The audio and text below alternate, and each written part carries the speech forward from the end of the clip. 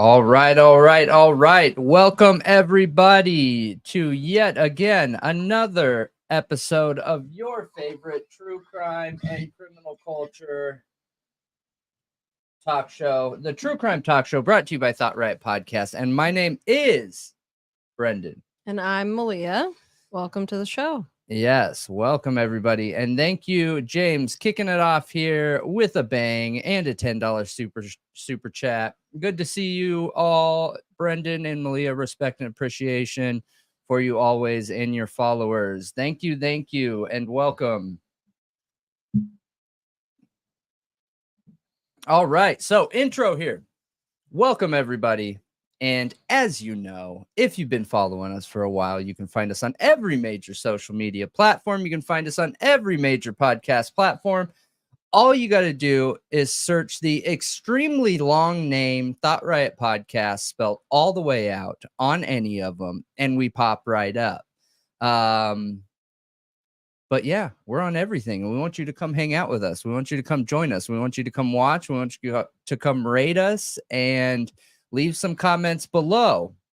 Tonight should be a good one. We're picking up where we left off. We're going to cover some of the cases going into additional cell network technology. We are going to talk about Sebastian Rogers, and we are going to finally cover, as we've been talking about it for multiple days, Cy Ray's report. Do you have that report? Which report? The article talking about why his technology is not reliable. Yes. I did put a chat out there under the community tab, you guys, asking what your opinions are on Cy Ray and if you believe he will be a benefit to the defense. I might post one here also once we get into that,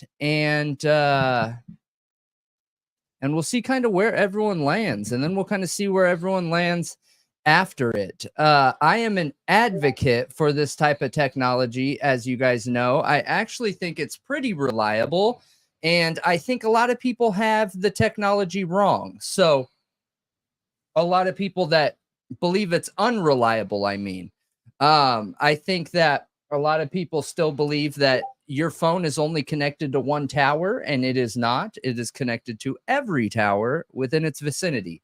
So yeah, let's dig into it. Where do you want to start? You want to start on Rex Heuermann? You want to start on Cy Ray? You want to start on Sebastian? I say we start on Sebastian. That's always a good one to start on. And just an update, because we still have a child missing. We still have no additional information. We still have a ton of people interested in this case, and any updates to our viewers who are, avidly watching this case and everything about it is a pretty big deal, Yes. And if you guys don't know, Sebastian Rogers is a 15-year-old boy who went missing from Hendersonville, Tennessee, was reported missing February 26. He is said to have left barefooted in the middle of the night with just a flashlight, wearing a black long sleeve t-shirt, black Adidas pants. He's got short brown hair. He's white. Again, 15, but has the mentality more of like a 10-year-old. They say if you see him, to say Sebastian.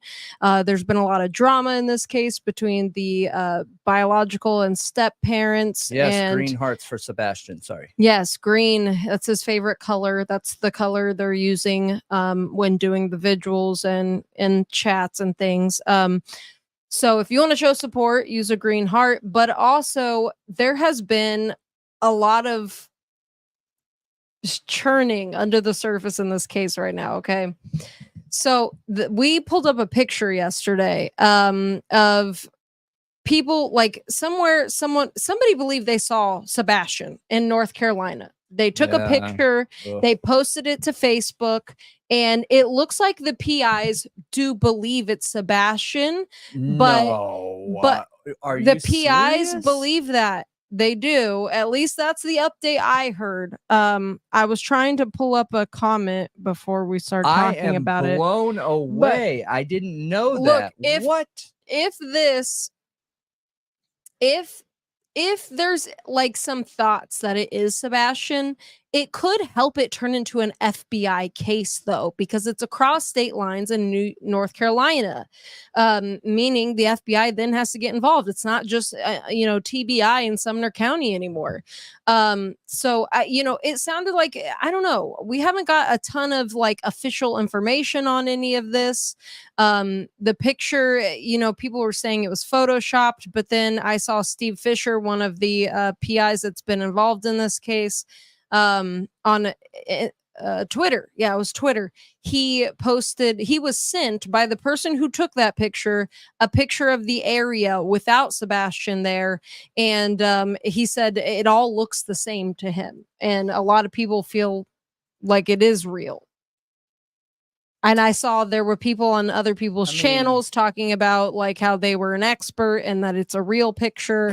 So it doesn't look photoshopped to me. I've never considered the possibility that it's a fake picture. Just because the quality isn't good. So I do a lot of picture editing, and a lot of times when you have an edited picture, there are very crisp lines. The computer or the AI generated or the edited picture, you have a mixture of really crisp lines and more blended lines, and you can usually tell pretty good. Plus, I don't know if you guys have seen AI pictures, but normally there's telltale signs in them. So I don't think it's a fake picture. But I don't either. But it could be a doppelganger, because I do think it looks a lot like Sebastian. I just don't understand how you can tell. Like, to me, it looks like a standard child. I don't know. We must be looking at two different pictures. Do you want to pull it up?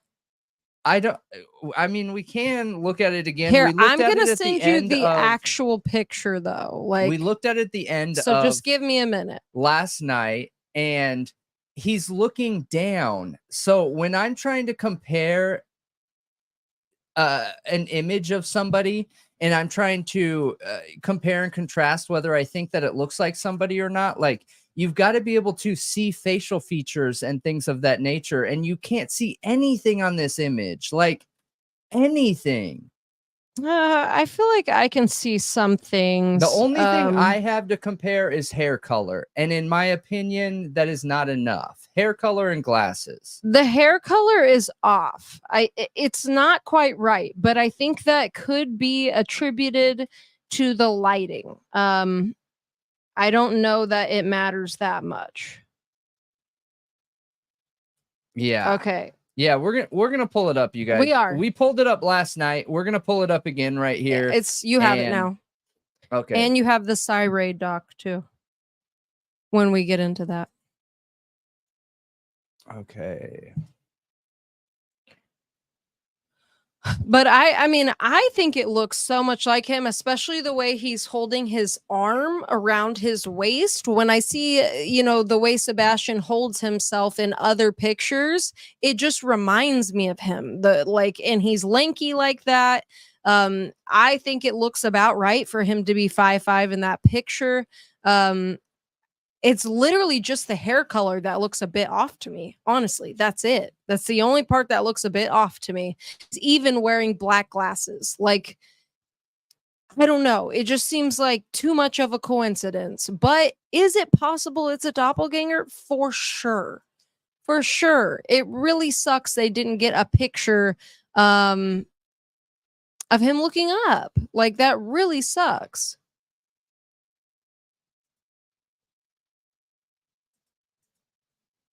Okay, here we go.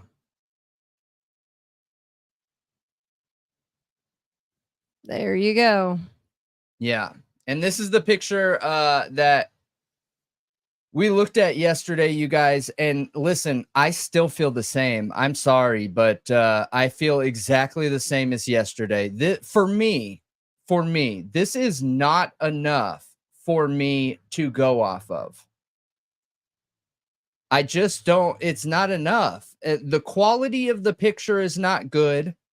He's looking down, so I can't see how long his face is. I can't see the structure of his face. I can't even tell you where his cheekbones like start or stop or anything. All I can see is a pretty pronounced bridge of his nose right here. All right. So when we switch back to here, I actually don't see that bridge, that indentation right at, the ball and bridge. I don't see that here.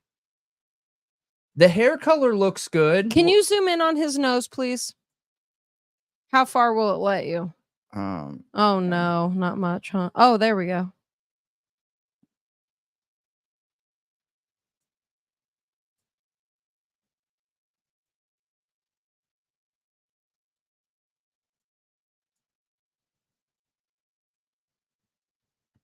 I mean, I really think there's just no way for us to know. I see what you're saying with the nose, though. The nose is,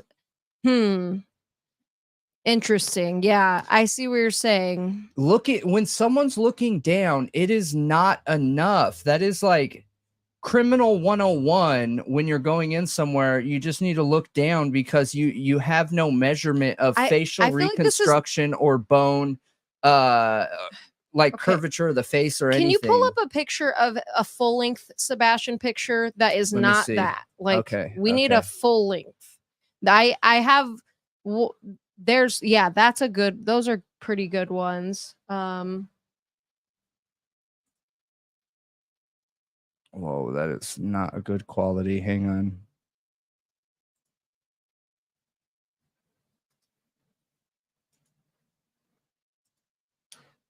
It doesn't get his feet. That's the picture people were saying he was wearing the same type of shoes. Okay. And that's why I wanted his feet. Yeah, that go picture down. Quality just look. sucks, though. There's another one right there that's bigger. That doesn't show his shoes.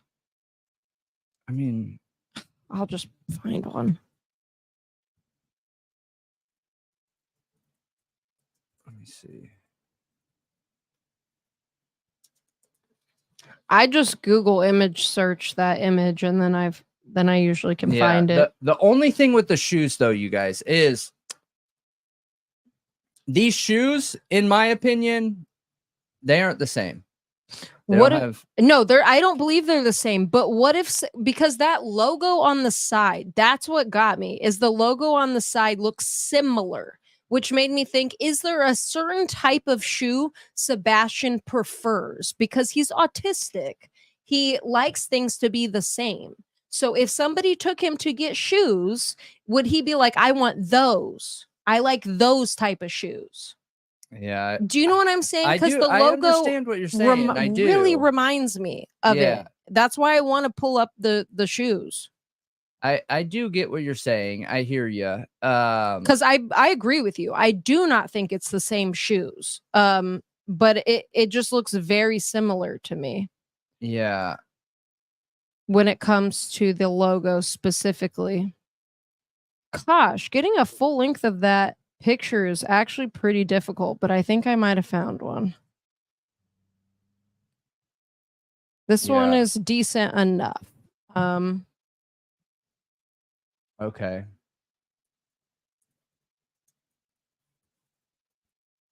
Yeah, at least in my I hope opinion, it is. I do not believe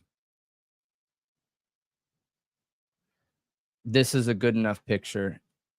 Okay, so you're not saying you don't think it's him. You just think you need a better picture. Yeah, I don't think there's enough here to make a determination if it is him or not. And I really hope that people aren't trying to use this image to manipulate the situation to get the FBI involved. Because, like, again, come on, it goes back to the age-old, two wrongs don't make a right. You know what I mean? Would it be nice to have the FBI get involved? Yeah, absolutely. But, like, let's do it the right way. The FBI, they aren't dummies, you know? Yeah. So I do want to mention, and I'm not going to pull this up, you guys. So the lady in the picture with Sebastian right there that's walking by, People kept saying that she looked just like a woman in a picture with Seth. And so there's been some investigation into it, okay, done by JLR, and take it with how you will. But there's a screenshot of a conversation saying, that's me. She was messaging somebody and saying, that's me in the picture with Seth. Okay. But that's not me with Sebastian in that other picture. And she sent a picture of herself and was like, look, I look nothing like this. She's like, I have blonde hair and I wear my hair in a bun, but I don't look anything like that lady. Okay. And she sent a picture. I just don't want to pull it up because just reasons. I just don't want to pull it up. But you guys can find it. It's on Twitter. Yeah. Yeah, for sure. I thought that was kind of ridiculous when that first started spreading around, if I'm being honest. Why was everyone trying to implicate Seth and saying he knows that lady? No, why is everyone in this picture like looking in the worst direction possible? You can't make a determination on who this lady is because it is a total profile picture of her face. Maybe even less than 50% of the side of her face is showing. That's going to give you nothing. And then you have the possible Sebastian in the picture looking down in a way that you can't use facial recognition software. We use facial recognition software here. I could not upload that. It's not going to give me anything. Nothing. Yeah. You can't measure anything here. What's kind of weird though is this picture, in my opinion, has a filter on it. I agree. I think it does too. I can show you why.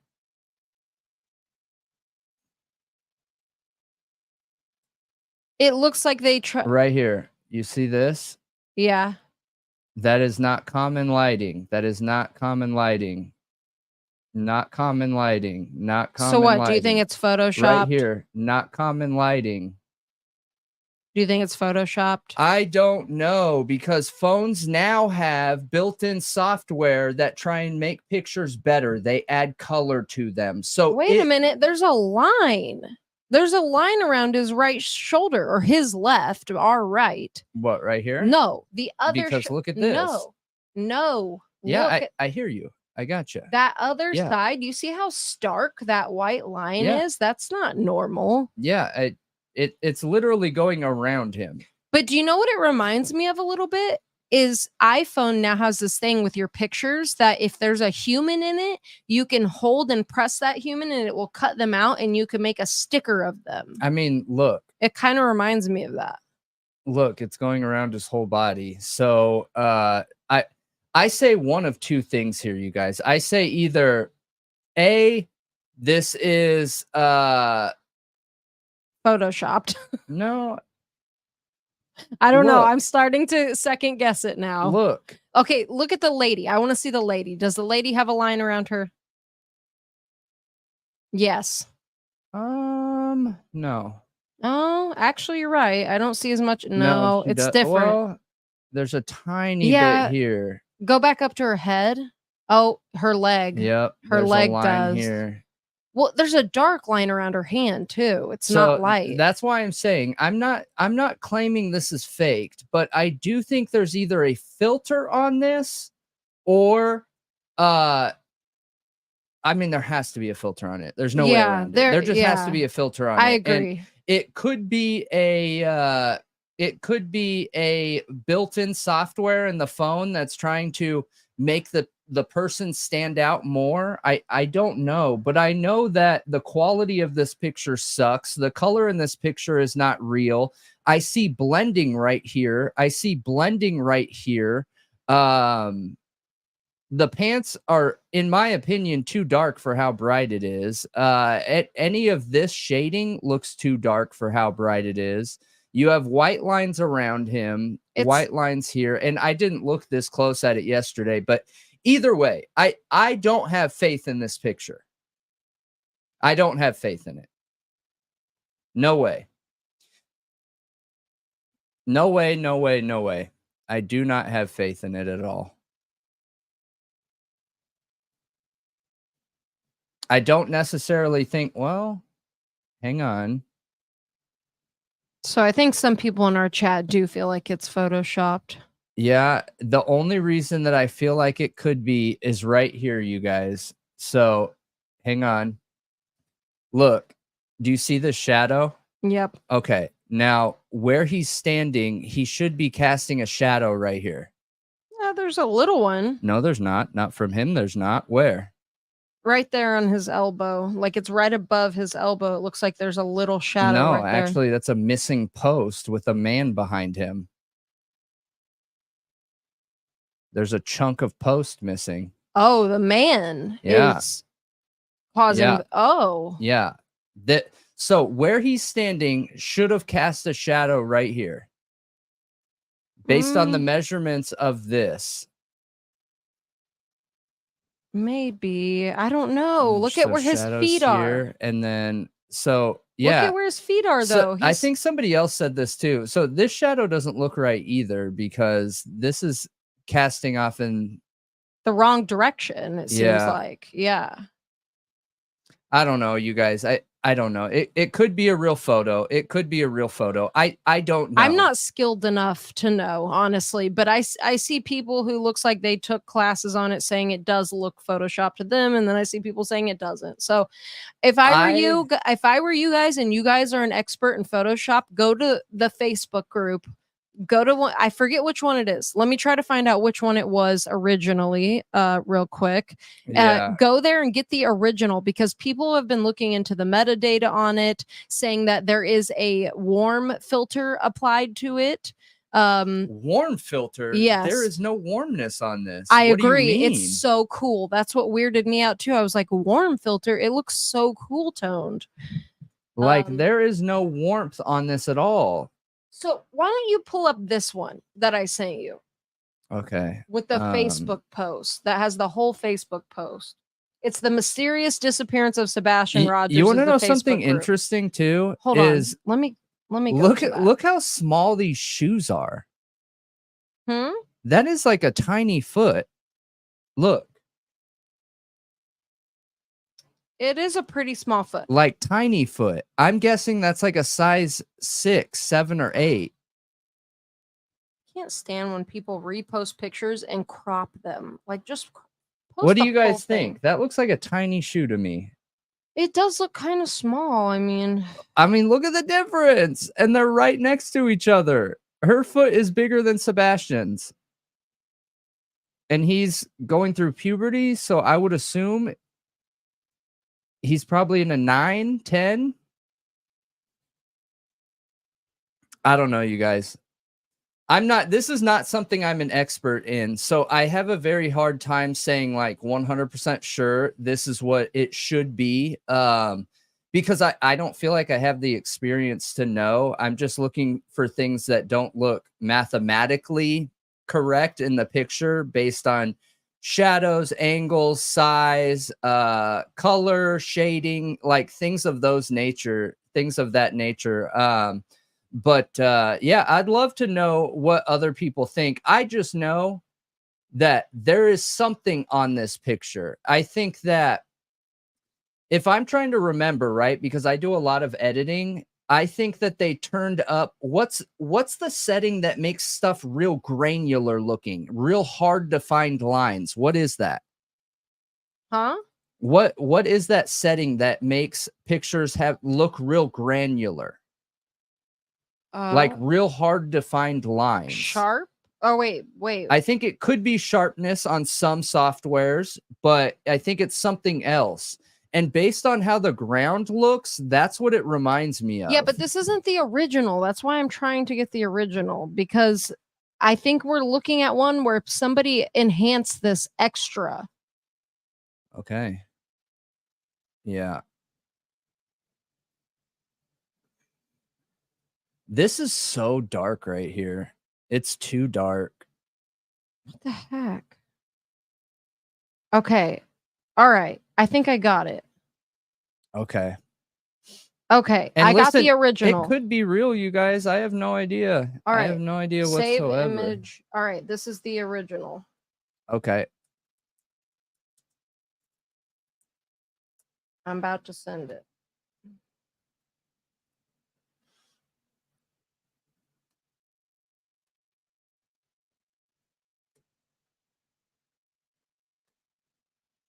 All right. Okay. We'll be able to look at the metadata now too. Yeah, I'm not going to open that up. I don't have it set up to where it's not going to show ours. Yeah, that's fine. I So- just mean on our personal time. I don't mean on here. But if you guys if you want the original, I don't know. Since it's a part of a group, you have to be a part of this group.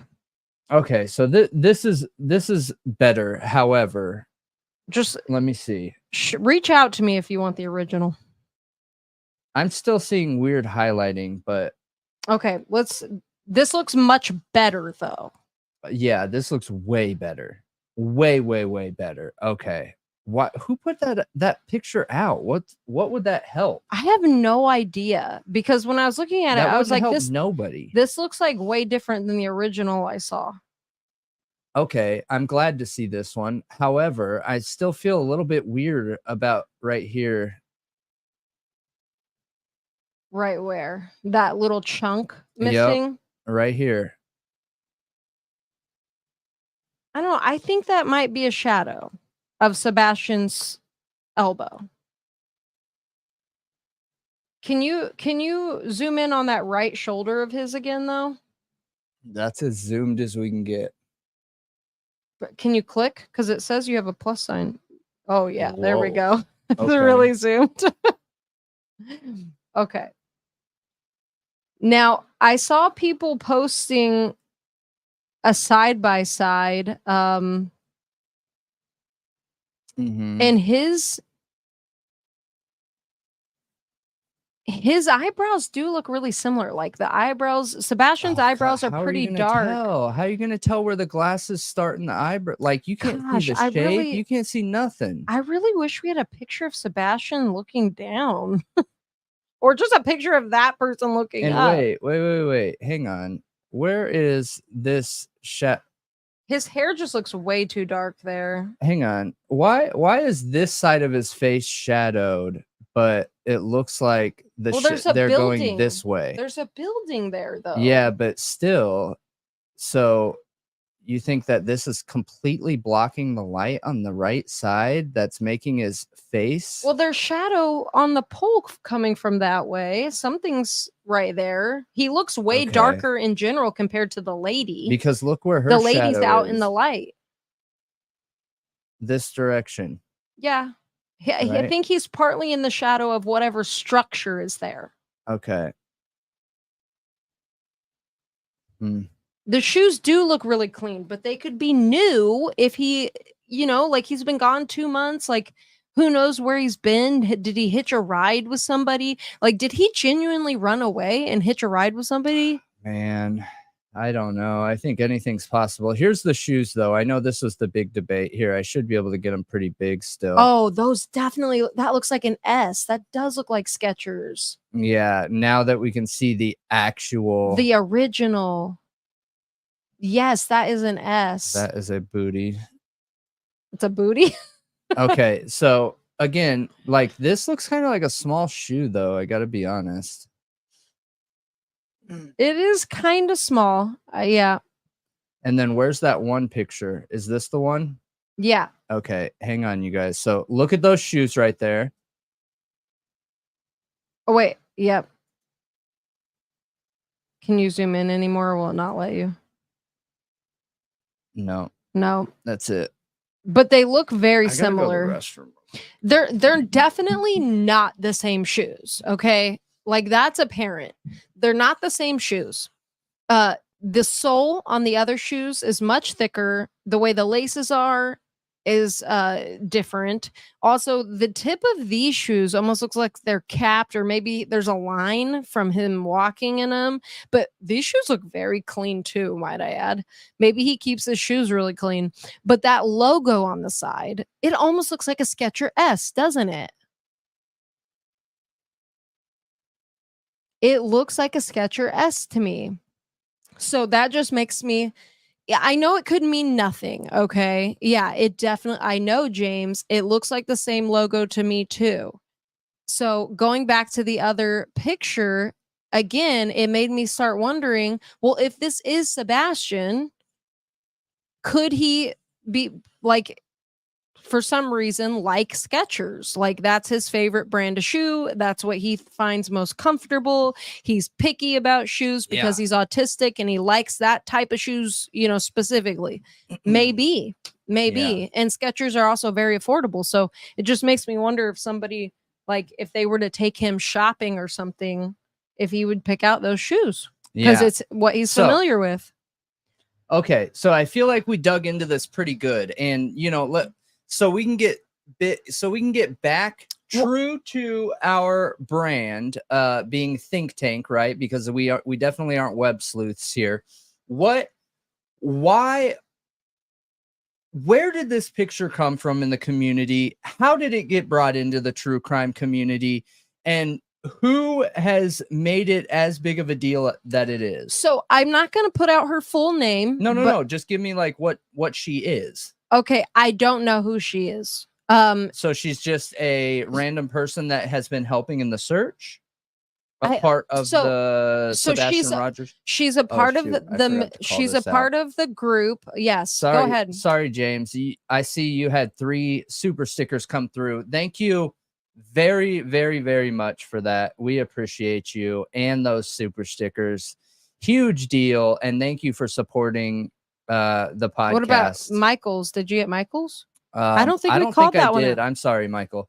The king of the chat right here, you guys. For all the new people, you might not know that this guy right here is the king of the chat. All right. And hello. Yes. And we're super stoked to have you here for 7 months. Thank you. Yes, we appreciate you a ton, King. But so this woman, okay, and her name is Liz, okay? That's all I'm going to give.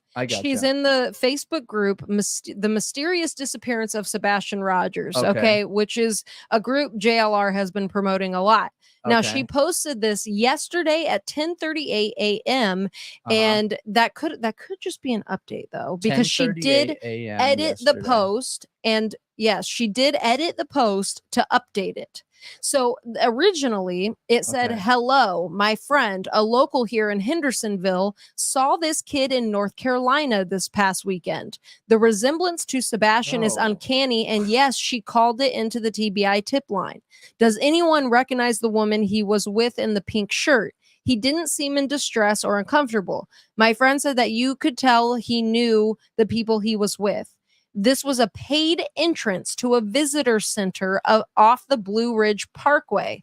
So there should be cameras in the area and inside the visitor center. What do you all think? And then they edit it to add, it's not photoshopped. Who has time for that?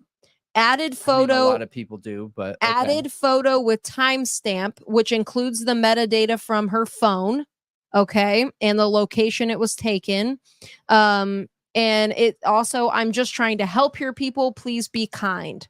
So the metadata, be honest, though, like the metadata says that this picture was taken Saturday, April 27th, 2024 at 2:51 p.m. See, it says image 5_5150 on an Apple iPhone 14 Pro Max, main camera, 24 mm. It says it's just the vibrant basic, warm. Look, vibrant warm filter. Yeah, that's standard. So that's just your basic Apple iPhone 14 Pro Max, right? Because it has the additional lens on there. Right.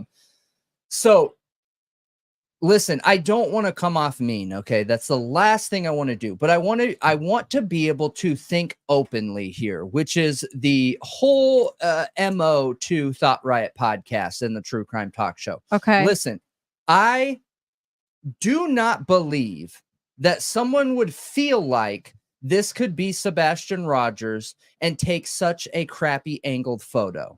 I'm sorry. I just have a hard time buying that. I could understand if a picture was taken and it was a photo bomb opportunity. You know what I mean? Like they took a picture of a family member and then later they're like, wait, oh my gosh, look in the back of my picture there. But why would you intentionally take such an awful picture? Like, awful picture, as awful can be. Look, I hear you. I hear you. Is this person like that non-confrontational to be like, you know, maybe they're walking by and they're like, and you know what I mean? I don't know. I would have a hard time not just walking up to that and being like, hey, how you doing? You know, my name's Brendan. Where you from? You know, just whatever. I would not let that child out of my sight until 911 was there. I'm being totally honest. I would be on the phone with 911 and I would say, I think I see a missing child here, Sebastian Rogers from Hendersonville, Tennessee, and I'm not letting him out of my sight till you guys get here. So get here now. It's an emergency. That's exactly what I would do. That's really aggressive. I don't know if I would do that personally. But what if it's a missing child? Like, you don't want to risk that. Let me finish. But there's differences because I'm a man in society. And I think that someone would call 911 on me and be like, this dude is stalking us. He's following us. He won't stop watching us. And then the next thing I know, I'm going to be in handcuffs. So I think it's different for a woman to follow a child or a family in that way than it is for a man. Yeah, but you can keep an eye on them from a distance. You can get a license plate number. You can take multiple pictures. Look, to be honest, I watch for stuff like that in my life. And I don't know if it's just like habit or something, but I would just have a hard time risking that. What I would do is take 30 seconds to just introduce myself and walk completely away and make sure that I could get a picture that has a very clear facial image of them for facial scans. That's what I would do. 30 seconds isn't going to creep anyone out. In 30 seconds, they're still going to be trying to figure out, like, wait, who is this guy? You know what I mean? And I will have already taken a picture and been walking away at that point. Did I ever tell you that I was in a drive-thru at a restaurant once and I was just sitting on my phone waiting to be next up, and this guy was in front of me and he had a cute dog, and I looked up and I was like, oh, that's a cute dog. And I looked back down, and then he looked back at me and started yelling at me. And then when I pulled up to the window, the guy at the window said, hey, that guy said you were taking pictures of him in his car, and he said, delete them now. And I was like, what are you talking about? Like, he was that paranoid that he thought I was sitting there just snapping pictures of him. I was like, what is that dude up to? You know? But yeah, it just reminded me of that because I was that to somebody. Like, I was a stalker. I mean, I'm not like even though I wasn't stalking them.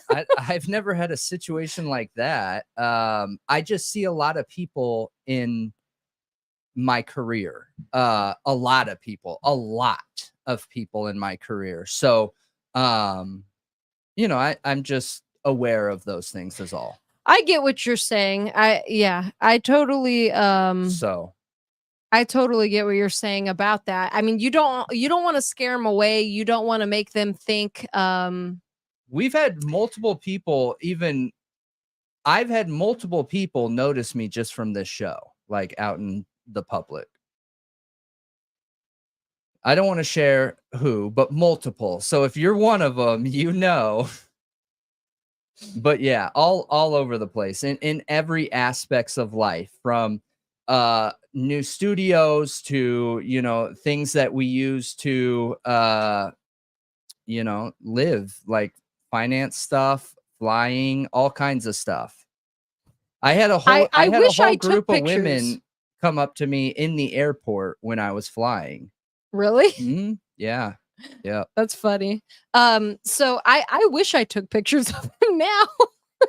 Because I feel like maybe he was like a criminal on the run or something, and now I have no idea what he looked like. I wish I took pictures, but no, I don't remember it being a French bulldog. It was a big bulldog. Like, it was some type of bulldog, and it was pretty big. I just don't know what type. Don't you think you would be better off being transparent in that situation and walking up to first the boy and snapping a picture, and then once an adult notices you, being like, hey, there's a missing person case, and I'm just trying to be a good Samaritan here, And this kid looks like a missing person. Do you mind introducing yourself or whatever? Someone could be offended by that, but like, what? Cops are going to come and you're just going to be honest? Yeah, I would just say, hey, is your name Sebastian? I don't know. Like, the thing is what if Sebastian doesn't want to be found? So if you yell it doesn't matter. He's a Sebastian, child. I would not support that. I no, would never be like, oh, you're Sebastian Rogers, but you don't want to be found. that's not Sorry. what I'm saying. You didn't even let me finish. Okay. No, I'm saying if you yell Sebastian, could that make him evade you? Like, go away because he doesn't want to be found? Like, are you tipping them off by saying Sebastian? Also, the people that are with him, like, are they gonna run because you just said Sebastian? So Yeah. it's not as easy, I don't think, as just saying Sebastian. That's why I would try to be sneaky and I would take pictures and videos and I would call 911. I don't know if I would be sneaky, but I would be sneaky. I think, like I said, I would definitely go CIA. Yeah, I think Secret it's agent. different for men and women, though. I think it is very different for men and women. Women are allowed to be Karens, right? Yeah. I just think socially there's a lot more understanding for a woman than there is a man. And I got to be honest with you, if I'm on the flip side, okay, and I had kids and there was a man talking to my kid and within his personal bubble, I would be on that quick. If a woman was, I would probably, I don't know, see if she was good looking first and then make my determination on how I'm going to approach the situation. No, but really, I would be a lot more understanding for a woman, just being completely honest here. Right, wrong, or indifferent, it doesn't matter. That's just my personal feelings. So, yeah. Well, you know, they say this is off of the Blue Ridge Parkway in North Carolina. So if you're a state above that, you're a state below that. If you're anywhere in the area, you know, Virginia, South Carolina, Florida, anywhere on that side of the country, I would keep my eyes peeled if you can see this kid, because it seems like these people were traveling. They're at a visitor center. Yeah. Okay. I see Grandfather Mountain very nearby on this map when it shows it on the metadata. I've seen a lot of people posting pictures to Twitter of the same landscape, and it does look very similar. The only thing that sucks is by now, these people could literally be how many miles away? I'm so curious if how much this has been looked into. I think I've driven from one coast to another in like 3 days or 4 days or something like that. I mean, if you're doing it nonstop, I mean, you can't sleep and do that. Not in a hotel anyway. Yeah, but if you're on the run, right, and you saw a picture like this out there, I mean, you know, I don't know. I'm just saying it's a very convenient shot to not see anything. And James coming through again with another super sticker. Thank you. You are on it tonight, and we appreciate you. Thank you for that. Thank you so much. Yeah, love the support and appreciate you being here. I would love to see somebody post a picture of Sebastian looking down, like if there's one out there, to see if there's any similarities. The only thing is a lot of the pictures they've posted of Sebastian thus far have been kind of old when he was younger. Yeah. So we don't have a great idea of what he looks like right now. Yeah. Oh, yeah. I guess. Yeah. But one other thing I wanted to mention real quick, we'll move on from this picture. J is for Justice posted a conversation with Chris Proudfoot that was between Terry Lynn, who is someone who is very active in the search for Sebastian. Okay. She is live streaming her searches like basically on a day, whenever she can, really, whenever she can. She has a YouTube channel. Wait. So now you're not talking about Jays for Justice's channel? I'm just trying to keep track because I always want to give people recognition when we're using them as an example. So I am talking about Jays for Justice because this was not posted to Terry Lynn's channel as far as I'm aware. Okay. I think it had already popped up right there, but that's okay. So it was on a live of Jays for Justice Justice's channel, okay? And she had Terry Lynn call J is for in. Justice, you guys. Yes, she had Terry Lynn call in. Okay. And Terry Lynn has their own channel? Yes, Okay. has her own channel. Her own. Where she live streams her searches. Well, okay. I didn't completely understand the explanation of how she got this interview with him because I couldn't quite understand it. Okay. But it sounds like she did an interview with Christopher Proudfoot and maybe didn't tell him it was recorded. I don't know. I can't 100%. It's a one-party state, though. Okay. So she may be well within the law doing that. I don't know. Ooh. It's never a good idea, though. I'll say that. No way. You should always No let way. people know. I agree. I agree with you. So she did an interview with him, and apparently it was a members only thing on either Smiley's channel or her channel. I'm not 100% sure. So anyway, Jays for Justice played it. Okay. And it is something. Okay. I was weirded out listening to it. Now, I wasn't as weirded out as some other people with certain things. Like, there is a part where he says we should have done this to it, but I don't know if I want to play it if they don't know if they're being recorded. I don't think I want to. We're not going to play it on our channel, you guys, and I want you guys to definitely go give Jays for Justice your view. Is it this and one? Terry Lynn. So live, go to live. Okay, hang on. Let me. So in it, he says at one point to Terry Lynn, "Oh, we should have done this in person." Do you know? So it's the one. They're here. Let me see. Jays for Justice has dreads. That's pretty cool. She does have dreads. Yeah, you never noticed that? No, she. Here, so, one, I cannot watch a lot of content. I don't have the time. I wish I could. Here, but right, these videos right here, because there's a part 2 that I these. No, you see that one? Yeah, because I watched it. Okay, that one, and there's a part 2. Okay, I just want to share it for people so they can bookmark it for later. Or I mean, I'm going to put it in our description. Yeah. After the show, you guys check the show notes, and it'll be in the description. Yeah. So, anyway. He says we should have done this in person.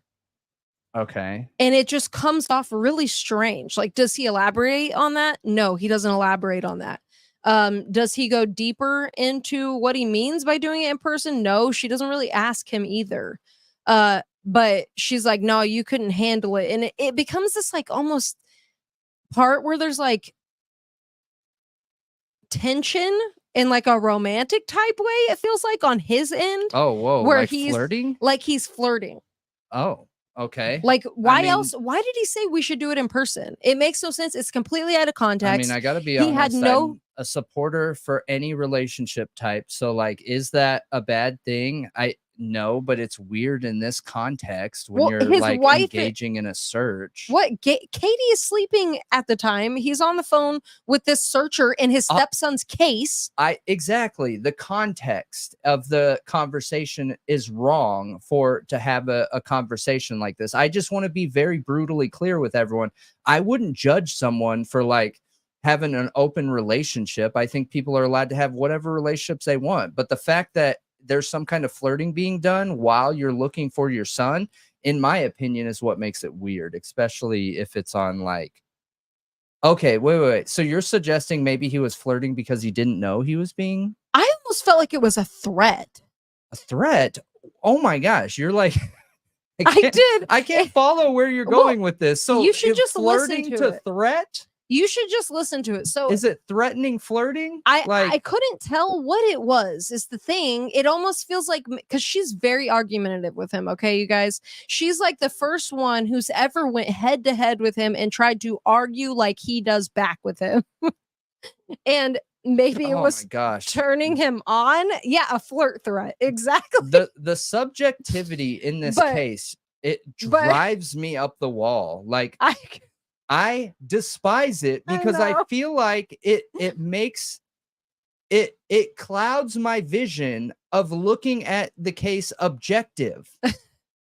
That's a lot of times why I'm trying to find explanations and definitions of situations like what I just did by telling everyone, like, look, any relationship status, in my opinion, is okay. If you want to have an open relationship while you're married, cool, I support it, as long as all parties are consenting adults, like whatever, do whatever you do. It doesn't matter to me. But while in the context of having a conversation about your missing son is odd if that's what it is. But now I'm doubting what you're saying, because how could it be flirting and threatening? Because it was creepy. Okay, it was really creepy. So it did it almost come feels off like flirting but felt threatening as a woman? Yeah. Okay. Yeah, that's what Gotcha. it was, intimidating, but it sounded like he was trying to flirt. Okay. It felt like, Like what would Dom Daddy happen? type. What would happen if Gosh. we were together in person right now? Like, what do you mean by that? Would I be safe? Like, is this, what do you Wait, what? That's what was said? No, that's what I would Okay, ask. Like, I'd be like, got so it, what do got you it. mean in person? She didn't ask that. I would ask that. I Okay. would be like, what do you mean? Wow. Why this would is, we like, need to do this in wild. person? Oh my gosh. Like, why would we need to do this in person? Okay, yeah. You know what I gotcha. mean? Yeah. I don't know. Yeah, aggressive flirting. I don't know. It's really weird. I don't know how to feel about it. It is weird. And So- I did put the video in the description, you guys. So if you want to find it on our videos, I'm going to start making sure that we're better about referenced videos in the description. So it is in there for J. Is it J for Justice or J is for Justice? J is for Justice. Yeah. And that video link is in there. So well, one other thing he said in that was that Sebastian liked to pee on himself at school. Literally said those words. He liked to pee on himself. okay. Did he give any example as to why he's claiming he liked it? Was it because he was having issues at school and he found that that was a way to get away from like bullying? Maybe He did not give any context. Okay. Okay. He just said, well, Sebastian, and he said it in a really snotty way that did not come off respectful whatsoever. And it just really rubbed me the wrong way. And do I want to be talking about this? No. Do I think it helps in Sebastian's case? No way. But the reason I'm talking about it is because it's super toxic, you guys. This interview is so toxic that it's actually scary. It freaks me out a little bit. Like, okay, so the reason why you're bringing this up from the objective stance is that the way that he handled himself in this conversation makes you worried how he could potentially handle himself in other conversations or interactions or relationships. Just is what like you're getting at. The web right? sleuth, yes. Okay. This interview and the web sleuth interview where he was going off the whole time and, him and Seth were on the same call. This one and that one paired together, it freaks me out. Like, he feels like a really unhinged person, if I'm being honest. Mm-hmm. A really unhinged, toxic person. And could that mean he's guilty? Sure. Could it mean could it mean nothing, basically? Yeah, it could just be one of the many reasons Sebastian didn't want to live there anymore. Yeah, my only thing, it could be a reason he ran away. Look, if we're being fair here, my only thing that I have to say about this is that trauma manifests in a million different ways, okay? And I do think that it would be considered normal or standard for his trauma to manifest in anger, and maybe it's causing him to represent himself in a way that is not common for him, is not his baseline of how he's representing himself. Some people will hear what I'm saying right now and be like, oh, you're stretching to, give him a good faith benefit of the doubt. But we got to be fair here. We talk about how absurd trauma is and how absurd it can make your actions, choices, and the things you do and say in the Idaho 4 case. We can't pretend that this can't apply also. However, on the flip side of the coin, I agree that I also felt that same exact way during the interview call, where I was listening to him and it was not his tone. It was not what he was saying. It was his ego that did not ever allow him in that conversation to say, yes, what you're saying is correct. And what I mean by that is there were multiple times in that conversation where they were just trying to clarify something. Like, so wait. Are you trying to say there is a possibility that he wore one of 3 black shirts? Even when they were saying it correct, his ego did not allow him to say, yes, what you're saying is correct. What you're saying is true. That does not come out of his mouth during that interview. And that makes me really worried because, well, for one, it is something that people try and cast on us here.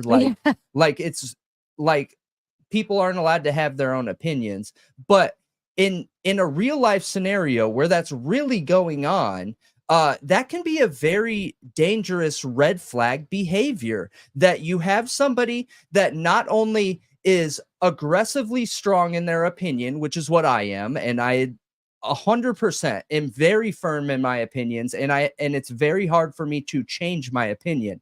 But where I change versus what I'm seeing on that interview is I don't want or need people to believe what I believe. And in that interview, in my opinion, it felt like he was trying to force them to accept and believe what he believes. And that's where the problem lies. I agree. In my opinion. I agree. He's going on these shows to try to force people into to believing his way. Yeah, to seeing things his way. Yeah, exactly. Not offering an explanation, trying to shove it down their throats. Exactly. His opinion. Right. And insult them until they believe him. Like, you're so stupid, basically. Yeah. You know, you are such a terrible person for speculating or asking questions, basically. But, oh no, it's okay to ask questions. Like, then he'll say things like that. He manipulates, he gaslights, in my opinion. And I think it's extremely toxic. And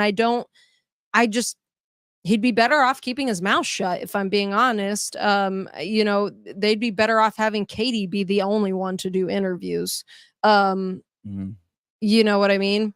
I find it really interesting, honestly, that Chris takes this leadership role as the person out here speaking to the public and speaking to Seth. And I think that's a red flag in itself. Agree. Is that the mother is not the one talking? Because I gotta be honest, her biological child. Yes, and if you're trying to win people over, you're more likely to do that with the mother or actual biological parent of the child. Exactly. So the fact that he's stepping in, it could be, and again, I got to flip the coin here and give both sides of the argument, but it could be that he is offering to because she's going through so much trauma. I want to be fair, and that is a very real possibility. It is. But it also could be that he is aggressively taking the lead and not realizing, you know, because of narcissistic traits or whatever people want to say, that he's not helping himself by grabbing the bull by the horns in this situation. I don't think he is. And, you know, Katie isn't really that helpful in interviews either. Neither one of them are helpful in interviews. Both of them have caused way more speculation than, gosh, any other thing. Like, even all Seth's comments that were maybe a bit too much, he said a bit too much, they still did not cause the amount of speculation as Chris and Katie's comments. And James coming through again saying, I gotta go, but this is from all members in here. Thanks, TRP. I'm not exactly sure 100% what you mean by that, but we appreciate you, and I'm sure we'll see you on the next one. And I think he just means it's for all the members here, just showing appreciation to everybody. Okay. Awesome. But yes, thank you very much. I hope you have a great rest of your night, James. Thanks for being here.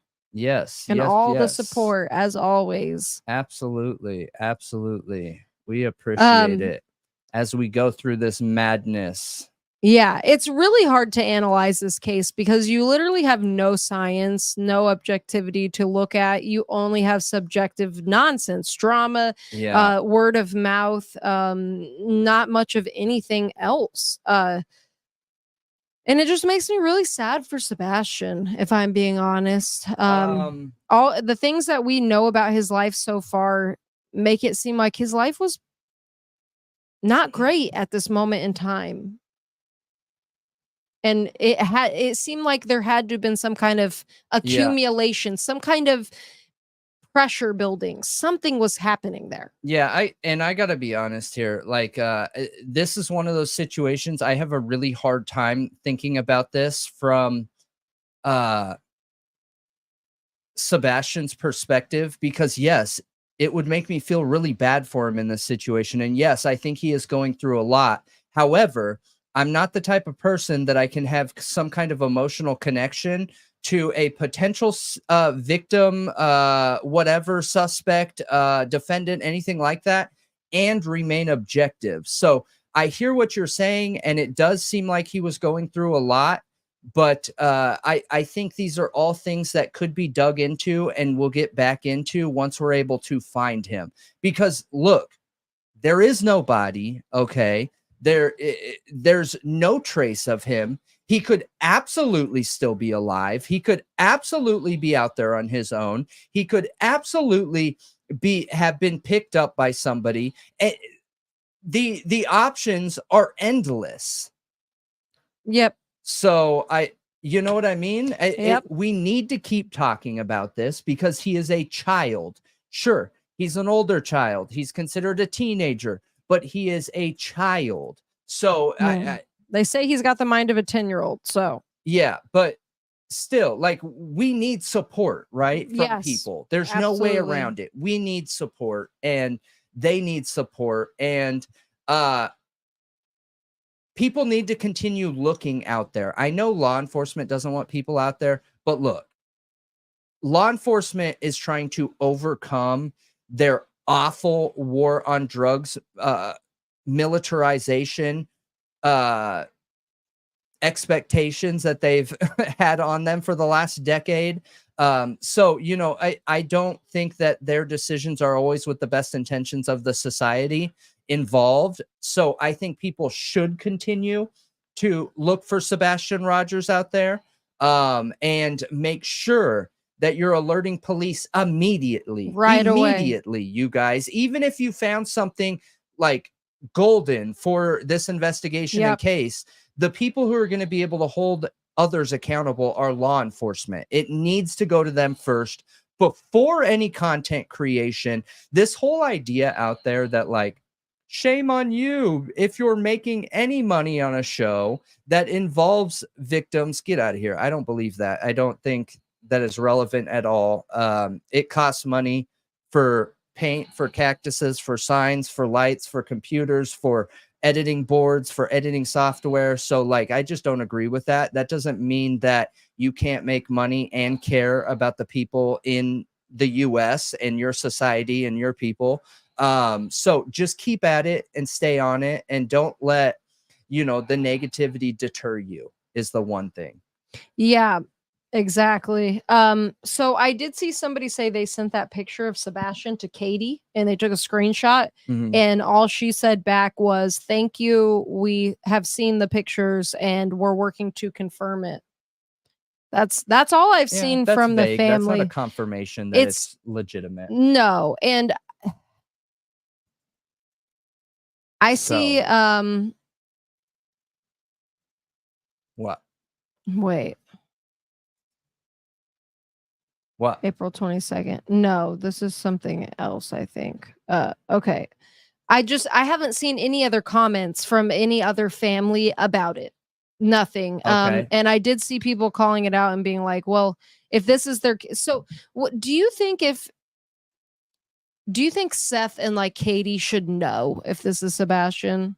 Not primarily. I don't. Oh, do you like? Should they have a gut feeling? Should they be able to confirm? Yeah, like that is my kid. Like, do you think they'd be able to tell by looking at that picture? I would think so, but I don't know. I'm not in their shoes.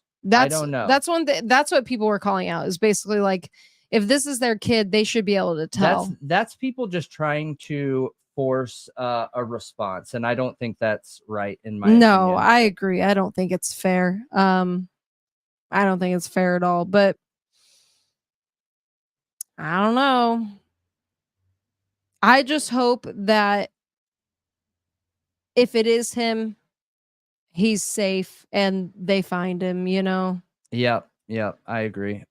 I agree with you 100%. So, shoot, I forgot. Yeah. So what's next? Oh, and you guys, if you guys ever see anything, please, if you see something, say something. Remember, Sebastian could be out there anywhere. And the TBI number is 1-800-TBI-FIND. They also recommend calling 911 locally when you see this, because you need local law enforcement there ASAP. You absolutely do. So call 911 first, then 1-800-TBI-FIND after. That is my suggestion, because you want authorities there as soon as possible. I cannot stress that enough.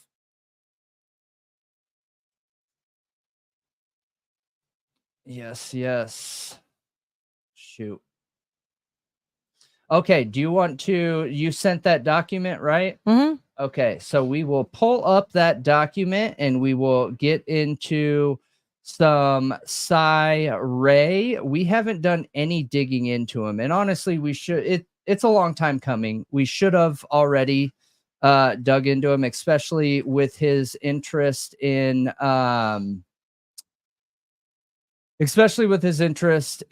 the network related topics, you know, and my experience in that as well. But that's okay. A lot of times I like to allow other people to get their opinions in first, and then that gives us the ability to kind of come in later and you know, give our opinions. So all right, let's see here. Oh, you know, one thing I forgot to mention, you guys, is in that Jays for Justice video where it has the interview between Terry Lynn and Chris Proudfoot. There's also, the beginning is her analyzing the footage, okay? The flashlight footage, the dark, you know, security camera footage from in the neighborhood. Yeah. And she's zooming in on this little light in the background and looking at like shadow figures basically, but it's a blob. It's like the ink splatter things that they show you at like a shrink and are like, what do you see? Like, really? It's that subjective. Like, you can't look at it and be like, that is a person. And she created a whole narrative and storyline. And I, you know, that's her. Like, if she feels like she sees that, I just can't. I just can't personally. I can't see anything in that. I have no idea what it is. But that's out there too. That's being analyzed. Everybody's looking at it. We know that the police have said that video is immaterial though. They don't consider it relevant to the case. They don't think it shows anything.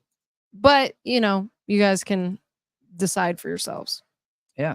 I mean, I will side with law enforcement until I find a reason not to. That has been my stance from the very beginning. I am not a contrarian that is anti-law enforcement no matter what. I will put my full faith into them until there is a specific reason not to. You know what I mean? Right, yeah. So, yeah, I hear you. I got you.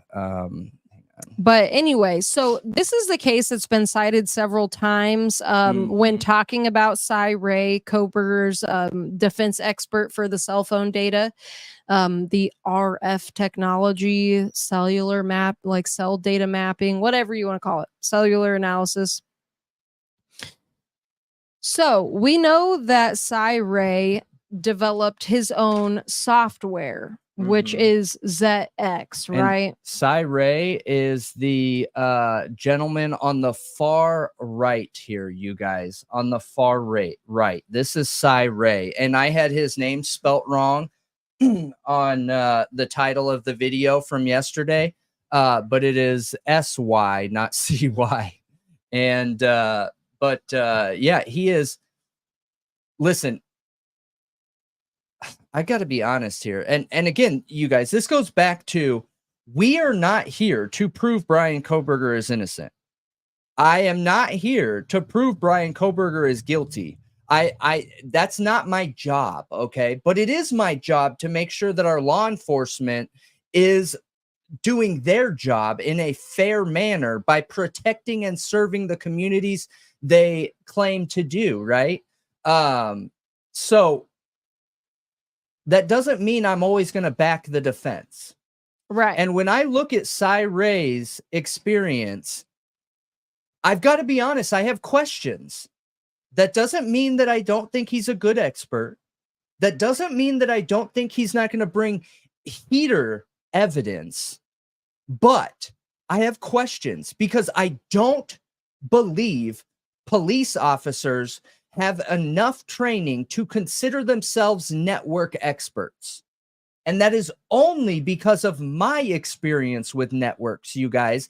I've been really transparent about my experience in networks, and it took me years and years and years to feel like I could stand on my own 2 feet when it came to network technology.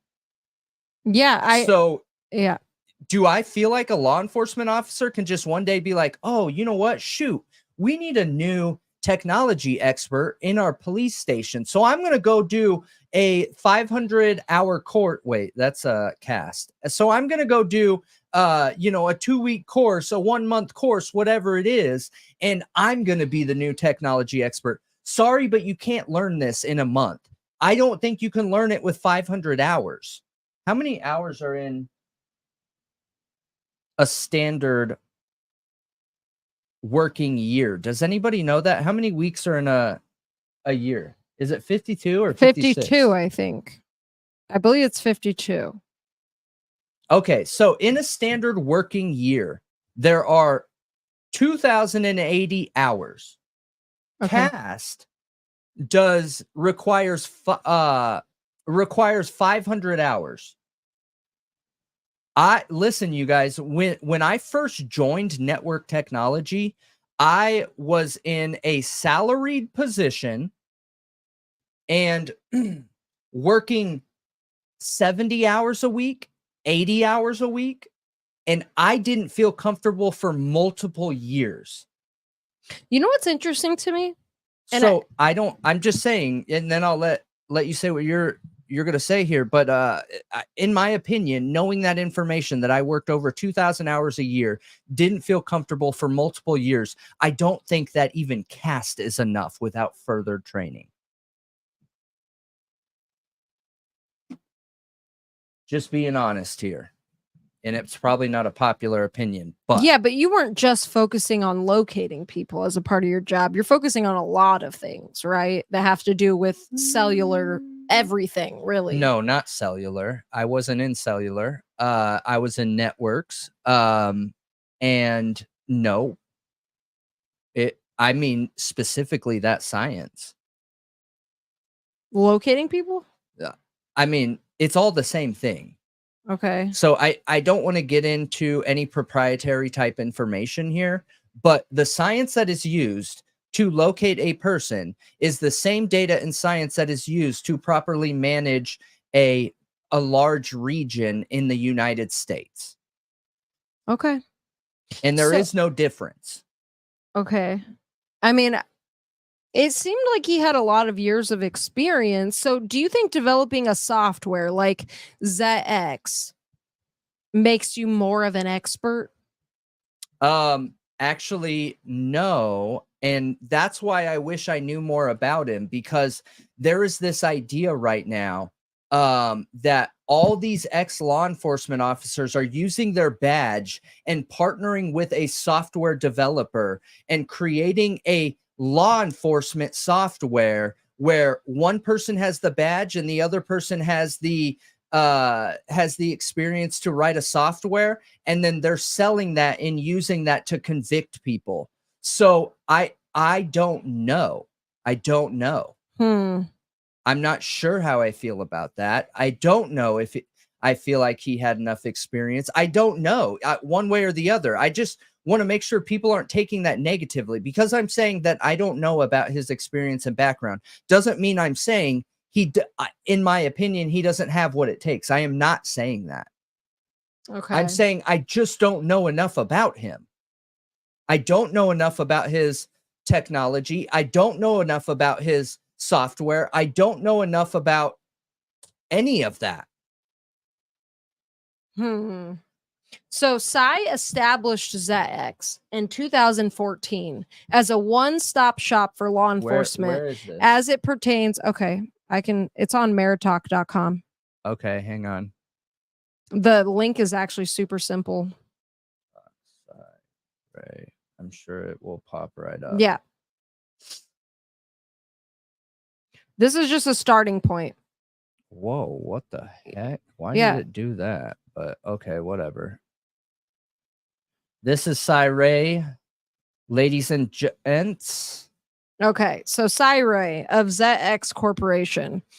He's the co-founder, or he is the founder of ZX Corporation and lead RF engineer. Remember, you guys, later on when we talk about why the judge threw out his information, okay, his expertise in the case that we're about to talk about, they said he inflated his credentials by calling himself an engineer. I got to be honest with you. Everyone inflates their credentials. So like, how much did he inflate them? I think is what would matter to me. Okay. But being in a people management position where I've hired hundreds and hundreds of people, everybody inflates their experience. Everybody. Okay. I mean, lead RF engineer sounds more like a title to me than I'm an engineer who went to school for engineering, honestly. But no, I don't know. So if he didn't go to school for, could be anything. He could be the engineer of the. Okay, but what if he didn't go to school for engineering? You can hold an engineer title and not go to school for engineering.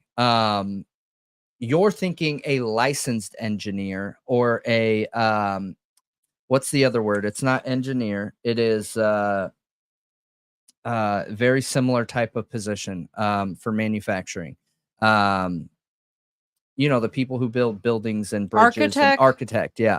So you will either hear engineer or architect. Architect a lot of times is defined in the same way that engineer is, when they're two different things. You could be a lead RF engineer and you're actually over fabricating and creating the process and the chain of command of the company for those architects and engineers that work directly on the RF technology. So I don't know. It could be a play of words. Okay. If that makes sense. Okay. So it doesn't necessarily mean he's inflating his credentials, though? Not necessarily, in my opinion. Okay, so he's the lead RF engineer for 10-2 Technologies. Size 10-2. Yeah, I don't know what does that mean? I mean, I know what it means when it comes to the dope, like drug stuff. Well, obviously that's not what they mean. Obviously, but I'm curious why. I've never heard it used in any other term other than that. So I'm just curious why they picked that. Size entrepreneur. I can never say this word. Thank you. I can't ever pronounce that word. His career with ZX began after serving 20 years in law enforcement, where he spent time as a SWAT operator, homicide sergeant, and directing fugitive missions. Some of his work has been featured on several episodes of 48 Hours, 2020, the Discovery Channel, and Dateline, showcasing his investigative and technological expertise. Sai spent time in Afghanistan as a field advisor for an undercover team targeting improvised explosive device cells, IED. Sai established ZX in 2014 as a one-stop shop for law enforcement as it pertains to cellular geolocation mapping, analysis, and training. The software he designed currently leads the industry in geolocation mapping of RF data, while devoting his career to bringing advanced training and investigative technology to law enforcement. Sai is a subject matter expert in the field of geolocation mapping and identifying target sets.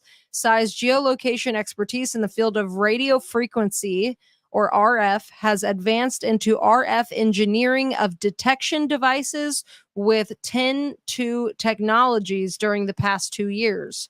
His accomplishments include engineering RF drone detection sensors used by the NFL at the 2015 Super Bowl, and engineering RF tracking and security technology for law enforcement and military applications. In his free time, Sai enjoys spending time on his family's ranch in southern Arizona and penning early drafts of a book he intends to have published. So he is an engineer because he's literally making things. I mean, if you're doing the job of an engineer, don't you deserve the title? look, the title of an engineer is not the same as the title of a doctor or a lawyer. To have the title engineer, you do not have to have a license. Okay. That's why I don't want people to get caught up on this word engineer. It's not that important. You can engineer anything. It can be, I think somebody said it that I caught, and I apologize. I didn't get the chance to read your whole comment, but there are social engineers. There are architects that are engineering buildings and layouts. There are corporate engineers. There are human resource engineers. There are all these different types of engineerial, I don't think that's a word, type positions out there. So the word engineer, I just don't think that people should be caught on that. Like, oh my gosh, he didn't go to school to be an engineer. You don't need to. I have a ton of positions in jobs that I've worked before where you didn't have to have a degree to become an engineer. Well, that's why I was literally just saying he is doing the job of an engineer. So why is he conflating his credentials? Where do you see that he's doing the job of it an just engineer?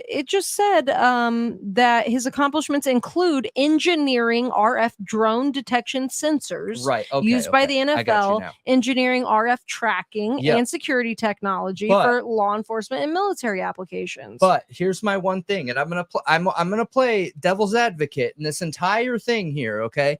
When it comes to those, right? So the engineering, the drone detection sensors.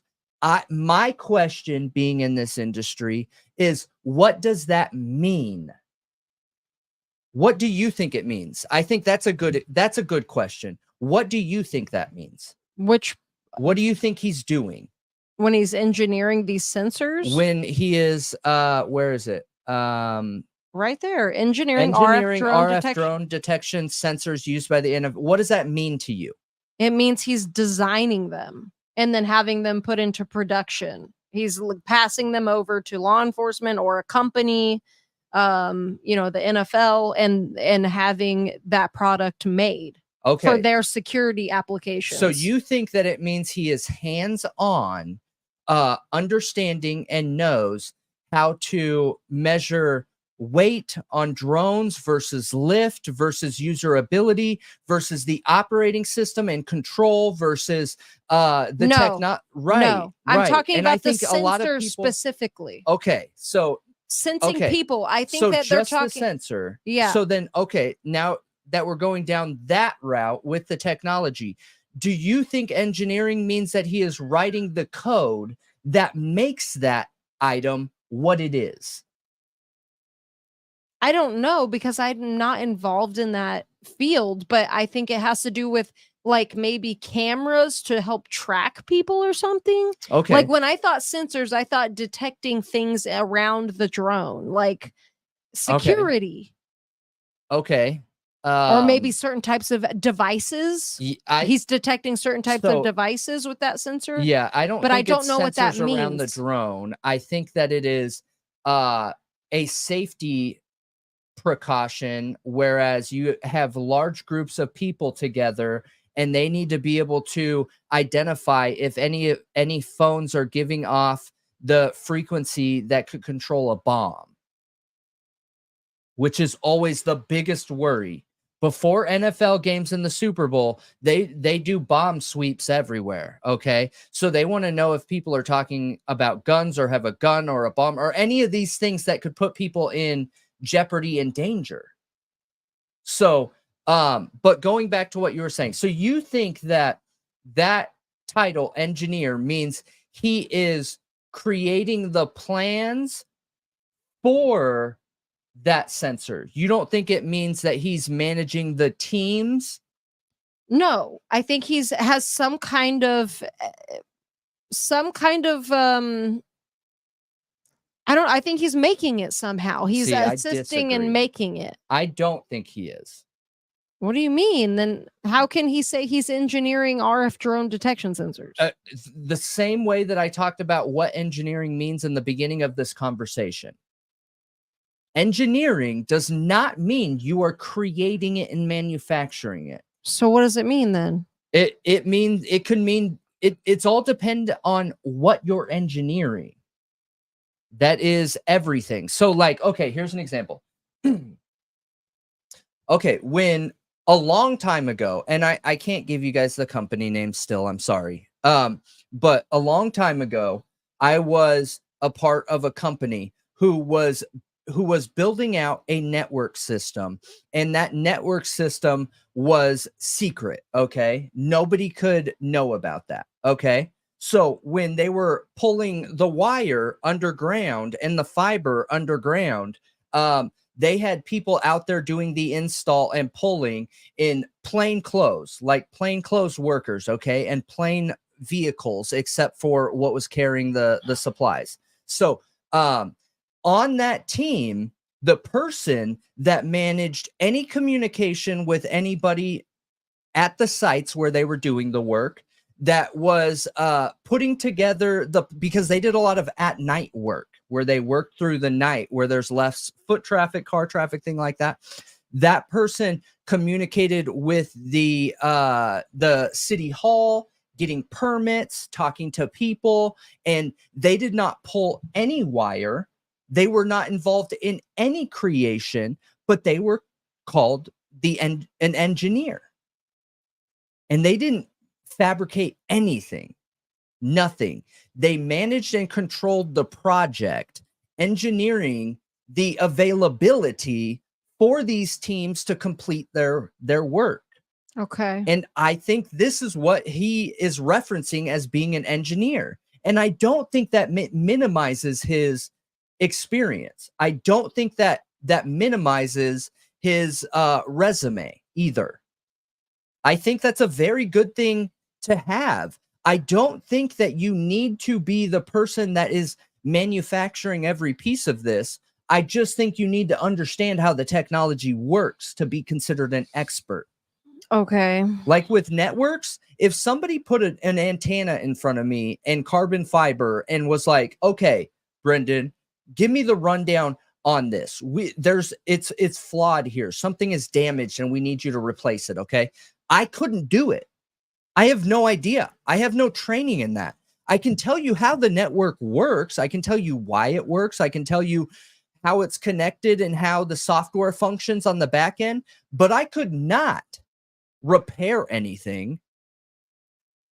I would be useless up on a tower or on a ground tower or any system, any of those like site locations, you know? Yeah, I get what you're saying. And I think the point is it doesn't actually, I don't think that him, if he did say he was an engineer in that case, considering the kind of work he's doing, is really inflating his credentials that much. I agree. I don't think it is. I don't think it's a big deal at all. I agreed. And that's why I'm that's why I'm giving this argument here, is I'm playing, you know, the flip side of the coin here. Whereas people, I think, are drawing connections and assuming what they believe engineering means and what engineer means. And it doesn't need to mean that. And it doesn't reduce his resume. Yeah, and I saw somebody say that Cy practiced, he said on his channel, which is something society. Yeah, we can pull it up. We'll pull it up in a minute. It's an interesting channel. It's a I good gotta podcast. I enjoy it. There's so many adult, like, they're totally doing it intentionally to make certain, you know, sound clips and the way they talk about things very adult in nature. So I don't know. What? I think it's a great show. I just have a hard time listening to it. Socialite Crime Club. Yeah, there you go. But I think they're awesome. I just have a hard time listening to true crime, and like my mind just doesn't compute those at the same time. What, storytelling? Because they're storytelling. I mean, that's how they do theirs. It's storytelling, not a talk show like us. I mean, a little bit talk show, but not like us. It's mostly storytelling. Okay. I don't want to go into it because I'm not trying to knock them. I think it's great. It's hard for me to watch, is all. Okay. So Anyway, It's adult in nature. Somebody So, said that he said he studied coding on his own, in his own time, which okay. I haven't heard him say that, but I'm not doubting you. yeah, but that's not something you would put on a resume. Right. Yeah. You can't put that Yeah. on a resume. You have to actually go get real experience in it.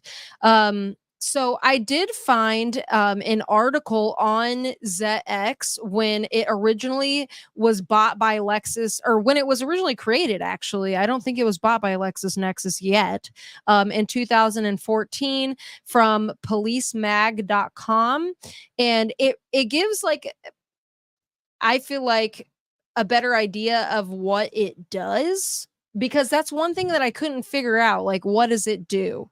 But do you think we should read the judge's decision on this first before we go into what ZX is? Sure. To see why he said this isn't valid. I sent you the link for the document. Do you got it? You don't have it pulled up? What? I have the document pulled up on my computer, but I sent it to you.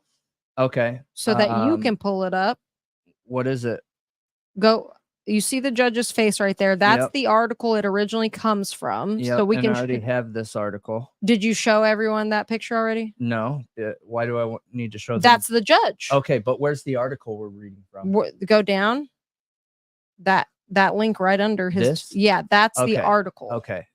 Or I mean the document. Okay. Perfect. All right. So. But it's. Oh my gosh, it's so long. Yeah, that's why I think we should read the article. Okay.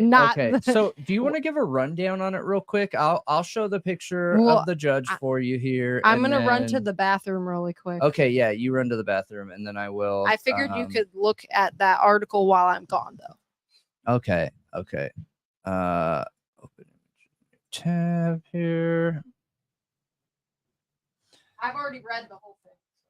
Okay, so this is what we got. This is the judge here, you guys, and what we're going to be talking about again. And I think it's always important to have like a goal for why, who, what, where, when we're talking about this. And we are talking about Cy Ray, his background and experience, and what we believe could help and or hinder the defense using him as an expert. So, as we're think tanking this topic, it gives us the ability to try and determine what the outcome of the court, the outcome of the expert in the court hearing will be, right? And one thing that makes the Idaho 4 case such a good case to cover like this is the mainstream narrative versus what we're seeing in the courtroom are on two different sides of the room in almost every topic. Nothing is aligning. And in my opinion, there are very few people that are predicting the outcome of hearings, the judge's decisions, or anything of the like consistently. It has been all over the place. So in this, this is the judge here, and it says, and is titled, Colorado Judge Finds Sea of Unreliability in Cell Phone Mapping Data Used by Police, right? So when we're talking about Cy Ray in general, the defense is going to be bringing forward Cy Ray and using Cy Ray to be an expert witness and back the alibi of Bryan Kohberger, which is Bryan Kohberger saying that he was out at Wawaway Park, which is west of Moscow and the opposite direction of the crime scene. So if an expert has the experience and the ability to effectively prove that Bryan Kohberger was somewhere else at the time of the crime, that's huge. That is going to be a big, big, big deal, you guys. Massive deal, in my opinion. I think that that could essentially get Bryan Kohberger released. Now, do I think it's going to be that simple? I don't. I don't believe that we're going to get a plethora of pictures and locations using Bryan Kohberger's cell phone number. I hope so, but I just don't see that happening. But okay, so getting into it here. Let me see. All right, how many pages is this?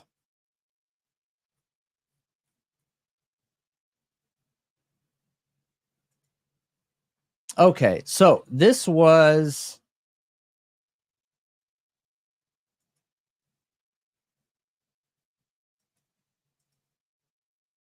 Colorado judge finds sea of unreliability in cell phone mapping data used by police, by Christopher Osher, the Denver Gazette, October 17th of 2022, updated November 20th of 2023. I would be interested seeing what the updated information is, comparing the two. Okay, so let's dig right in here. This is the judge who made the ruling that this is unreliable and unfit to be used in court as evidence. Police and prosecutors in Colorado and throughout the nation are relying on a company's cell phone location mapping data to help them convict criminal defendants. But a Larimer County judge's recent ruling cast doubt on the technology when he barred its use in his courtroom after finding it unreliable and prone to error. The defense lawyer in the case and an expert witness for the defense say the ruling by the judge could have far-reaching consequences for past criminal convictions and pending criminal cases that relied on the company's cell phone mapping software. So hang on, the defense lawyer in that case and an expert witness for the defense. So do we know? I'm going to ask Malia. I'm not sure if Cy Ray was I'm not sure if Cy Ray was on the side of the prosecution here or the defense. Okay.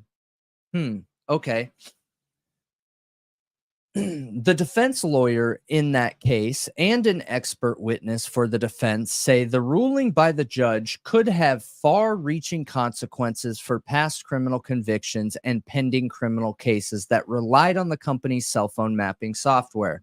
Okay. Prosecutors and law enforcement throughout the nation have been using data produced by this application to show juries evidence and get convictions in criminal cases. I mean, that's what evidence is for. Let's be real here. Let's be fair with it. Said the defense lawyer, Lee Christian.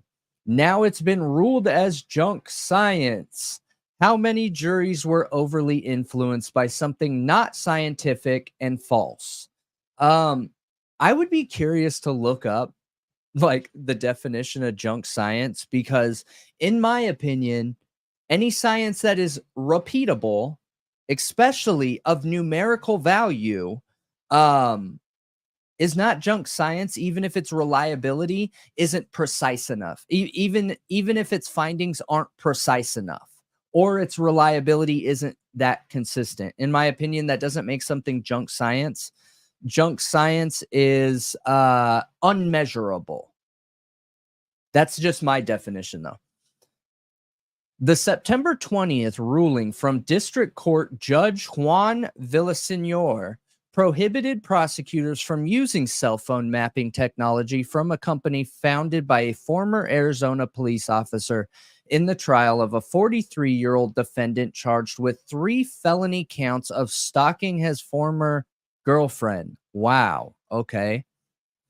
Prosecutors ended up dropping those criminal charges, though a jury I wonder what the outcome of that situation was. Wouldn't it be awful if they ended up dropping them and something happened? Because, geez, 3 stalking charges? Whew, that's scary. That's like that one movie. What's that TV show called?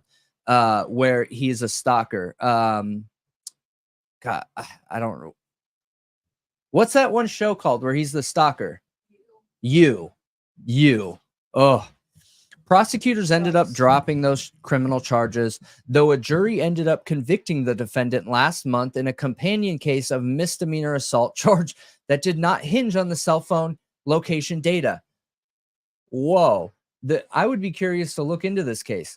The judge did not take aim at cell phone mapping data, which is widely used by law enforcement. Rather, his ruling was limited to tracks mapping software from Chandler, Arizona-based ZX. Okay.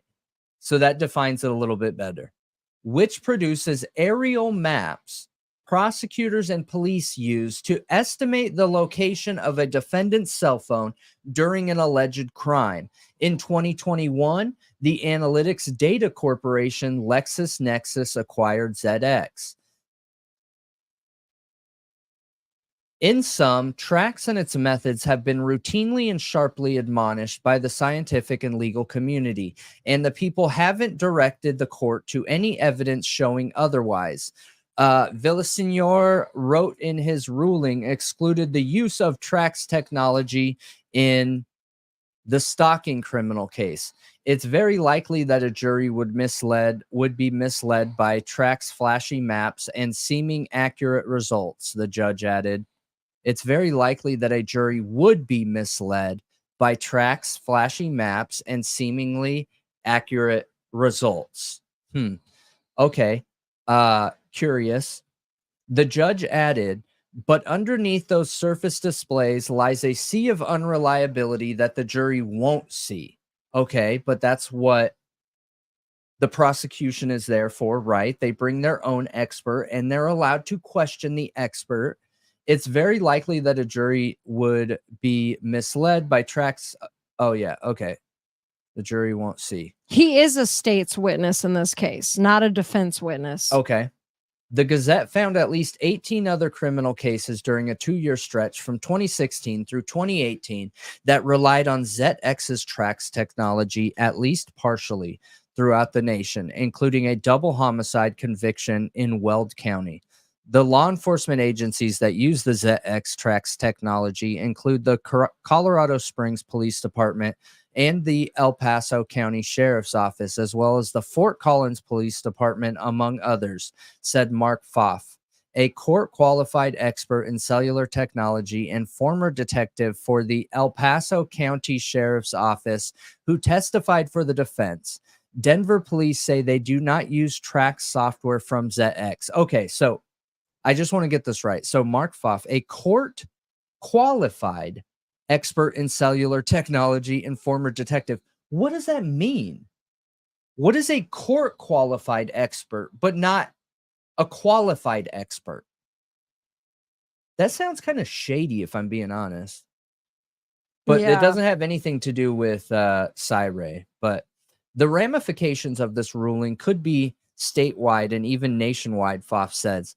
Every case that was decided based on information presented by ZX using Trax could be reviewed and overturned. Yeah, along with any evidence out there. Trax produces aerial maps that plot the location of historical cell site location and GPS data for cell phones. Yeah. Police and prosecutors use those maps to identify for juries the estimated location of cell phones carried by defendants and their victims at the time of the crime. Hey, did you guys catch that? It's all GPS. No. Trax uses aerial maps, okay, taken. So that's the in-person element, aka the cast report, okay? A map that plots the location of historical cell site locations and GPS data. This is geo-blended data, aka cast report. What do you mean? It's similar, is what you're saying? Yeah, it's literally how they fabricate cast reports. Identical. That's exactly how they do it, except they use triangulation also. when available. That's how they fabricate them? Not falsely, but yes, that's how they fabricate them. Fabricate them isn't a negative word. It's creation. Well, They're creating a cast report. When you say that, I feel like there's a negative connotation that comes with that. I mean, I don't think so, but I got you. But in order to fabricate a cast report, you have to go and do an in-person, in-site review, creating and mapping the map in the area, and then plotting your own data points. Okay, I just don't feel like I just would not use fabricate.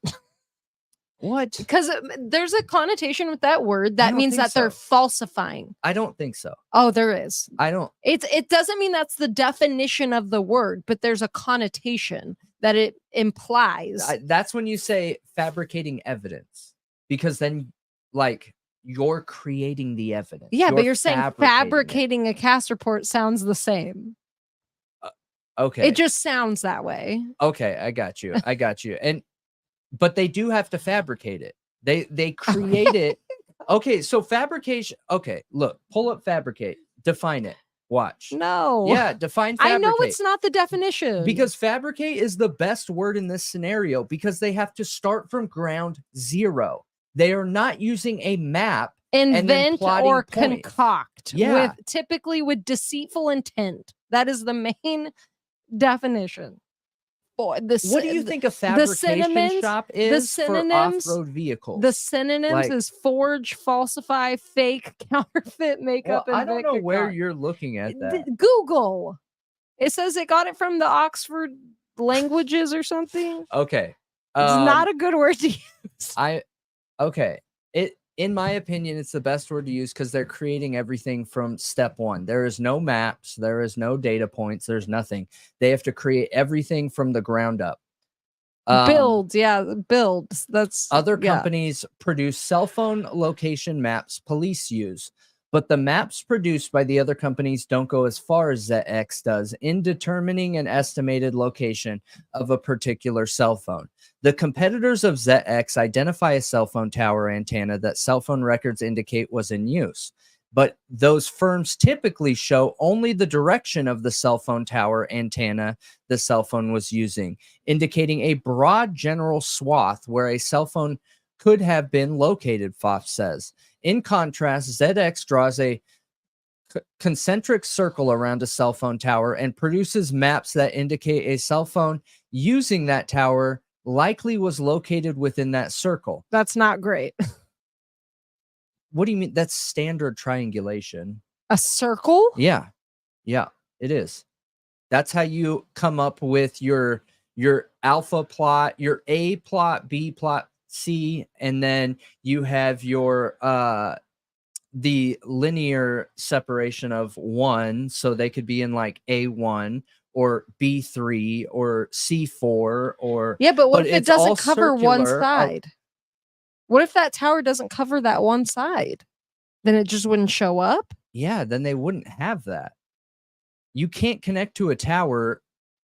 Like, I'm really confused what you mean by that. So that's impossible. There is no way that the phone could connect to a tower, but there's no coverage on that side. That's what I just said. Like, a tower's coverage is not circular. That's not what it looks like. Yeah, I get that. But it is when you're using triangulation.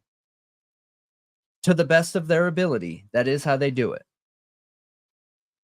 It doesn't seem great, honestly. I mean, we've used it all over our videos. Yeah, I get it. But now that I think about it, it doesn't seem great. It's relatively precise as long as you're using the same measurement scale on all 3 towers, and the science could be repeated.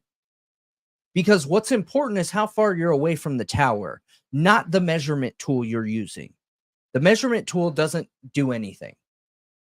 Okay. So it's all about the RTT time and confirming that with multiple towers is really what it's about. Mm-hmm. Yep. Okay. Not what the coverage is around the areas that the cell phone was not at. Okay. In contrast, ZX draws a concentric circle around a cell phone tower and produces maps that indicate a cell phone using that tower was likely located within that circle. The founder of ZX, Cy Ray, a former sergeant in the Gilbert Police Department in Arizona claims the maps produced by the track software he created are 94 to 96% accurate. Holy cow. That is insane. That feels like that's too accurate. I don't agree. You don't agree that it can be that accurate? It can No, be that accurate? I do not agree. So again, maybe he's coming up with this percentage by, in the cases that I have enough data to create my report, we are 94 to 96% accurate. But there's no way you could hand him any case and he would be 94 to 96% accurate. Does that make sense? Yeah. Okay. Boff said police and prosecutors find ZX maps particularly compelling because they reduce ambiguity for a jury and allow law enforcement to dramatically reduce the area where they estimate a cell phone was located. Okay, with science though. Villasenor, I think, maybe, I'm probably saying that wrong. Villasenor found that Ray, who did not return telephone messages seeking comment for this article, was not a credible witness. He inflated his credentials. Oh my gosh, how could he? He fabricated his credentials, inaccurately claiming to be an engineer. Okay, so that's where all the issue with the word engineer comes from. It's from literally this article. That's so, oh my gosh. Yeah. So listen to the next part though. This is what makes it more silly to me. The judge wrote in his ruling stressing that Ray had testified that he is more of an engineer than an engineer. Okay, but everyone understands that. Doesn't it sound a little bit like he's joking though? Like, I'm more of an engineer than an engineer. Yeah, he could have done better with his words. Yeah. Yeah. I get that, but it's like in a court setting, I understand. Like, this is very serious. Yeah. But it kind of sounded like a joke. Yeah. And he probably shouldn't have said that joke. Yeah. As noted, his sole academic degree is an associate's, and there's no evidence that it's related to engineering. Nor is there, again, so lame, nor is there evidence that Ray's taken any engineering classes. What is an engineering class? Like, think about that. The judge continued, to be sure, he's created a booming business and has successfully pitched tracks to several law enforcement agencies. But a sound business model doesn't equal an accurate error rate. Okay. Villasenor said in his ruling that he found 3 earlier cases in which challenges to the use of ZX's tracks technology were not successful.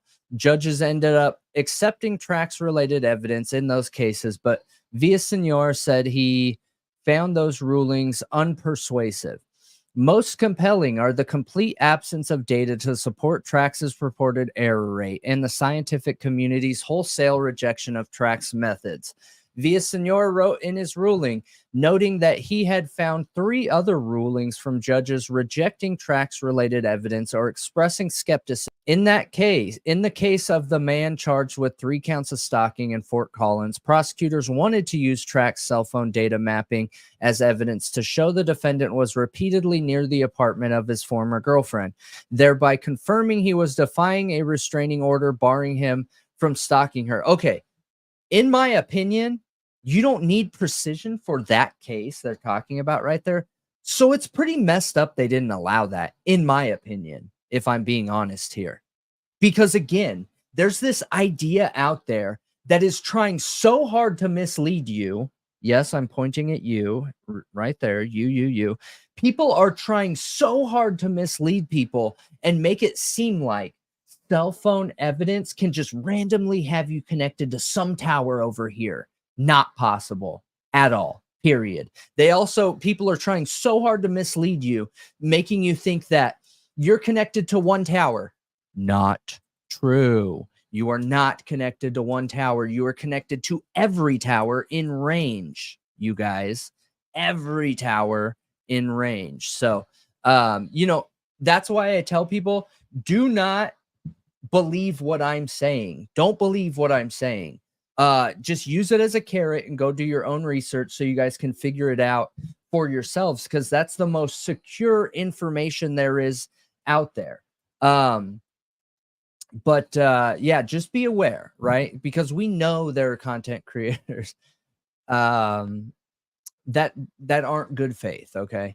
And in that case, they should have got that guy, because it's impossible for him to be anywhere else. If he was connected to that tower within the area of his girlfriend's house, that is, as long as they can show me the science, the RTT time, that means he was there. So it kind of sucks that they released him, and that he could have maybe assaulted her. Maybe it was a different person he assaulted, but anyway. There's a little bit more wanna finish details. this? Yeah, there's a little bit Here. more detail in the Okay, filing this. too. So the tracks map produced for the Fort Collins Police Department placed the man in the vicinity of his former girlfriend's apartment nearly every day between December 30th, 2021, January 11th, 2022. The judge noted in his ruling excluding the maps. Okay. Every day, almost every day between those days. Okay.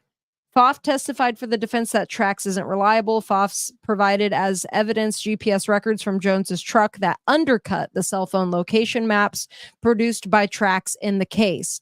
The truck's GPS records showed that when Jones was supposedly at the apartment of his former girlfriend on multiple occasions, he was actually driving on an interstate. Well, where was that interstate, and how did they know that for sure? Also, I thought Tracks and ZX used cell phone records and GPS. So why wasn't Ray or the police department able to have the GPS records so that they could fully use that technology, because it uses both? So that's a little confusing. Tracks specifically uses cell phone and GPS. So how did the GPS records end up undercutting their stuff? Were they denied access to the GPS records? The state? That doesn't make any sense. How could the state not have something, the prosecution, but the defense have something? What? I don't understand what's happening here. The GPS from the truck showed that on multiple occasions that they were trying to suggest he was in the area of the apartment. He was miles away, Pfaff said in an interview. What makes this guy more credible than Ray? I don't know. He was on the other side of town. They said he was on the west side of Fort Collins, and I could show he was on the north side of Fort Collins. The GPS mapping backed up the man's contention that he had been driving back and forth from his home in Cheyenne, Wyoming, and his job in Johnston instead of stalking his girlfriend, Pfaff said. In addition, security video footage of the apartment complex undercut the former girlfriend's contention that she and her son had seen her former boyfriend's red Dodge Ram driving through the apartment complex on 2 occasions. Okay, well, I mean, a footage could be a really good way to disprove it. The investigating officer reviewed the security footage for the second day and noted that a red truck was driving through the complex, but the truck wasn't a Dodge. The judge in his ruling said the officer found that the truck was a Toyota, and the Toyota had a camper on the back when the former boyfriend's truck did not have a camper. Larimer County District Attorney Gordon McLaughlin, whose office prosecuted the case, said he still believes that Tracks technology is reliable. We respectfully disagree with the judge's ruling and will continue to consider such mapping information when provided by law enforcement investigators as part of a case presentation, McLaughlin said in a prepared statement. However, we have also advised local law enforcement agencies that certain judges may not allow such evidence to be presented at trial, and they should therefore endeavor to use other methods and rely on other evidence when available. Just how many criminal convictions have relied on Tracks mapping technology couldn't be immediately determined. Ray, the founder of ZX, claimed in a curriculum vitae he submitted in the case that he has provided training to over 8,000 law enforcement officers, prosecutors, and defense experts. He also stated on the curriculum, is it vitae? Vitae? Yep. Vitae? Yep. Okay. Yeah. I don't remember how to pronounce that word either. It's not a word I typically use It's in via everyday Twitter. life. I use resume. Like resume is more Curriculum vitae.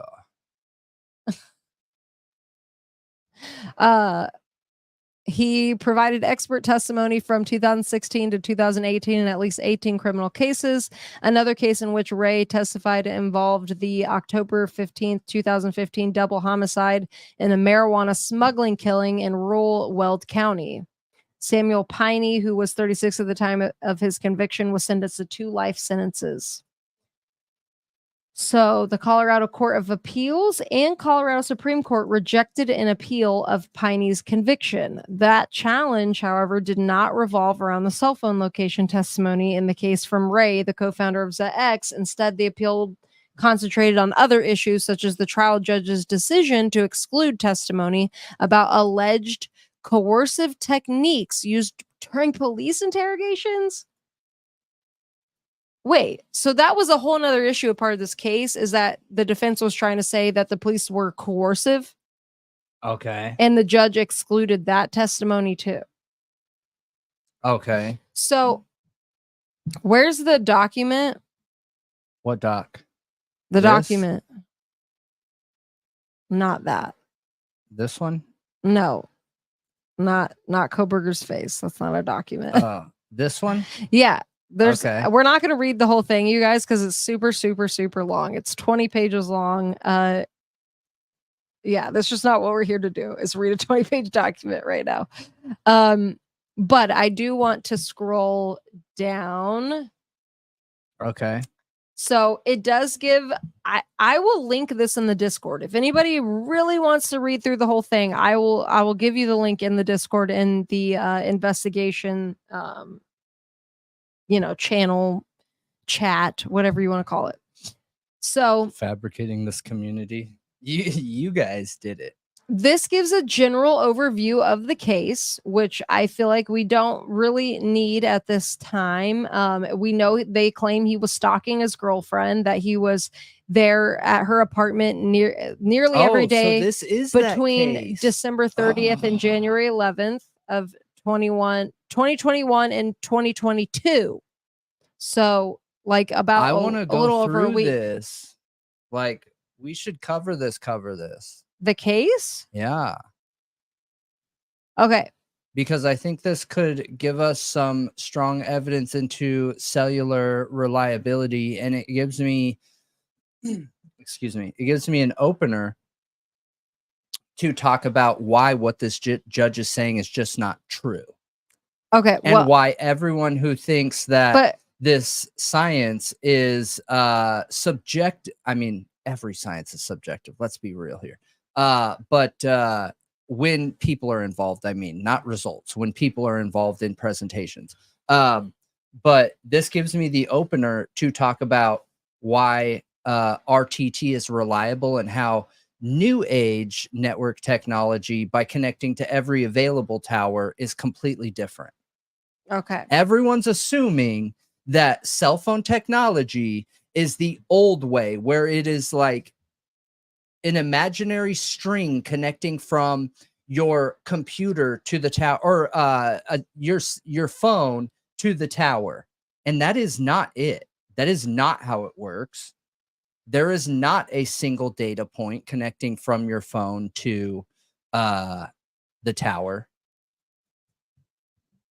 But anyways, okay. Touch on what you were talking about. Sorry. All right. So basically they're saying that, Jones, can I have the cursor? Okay. Wait, who? So hold on. I want to go to where it says who Jones is.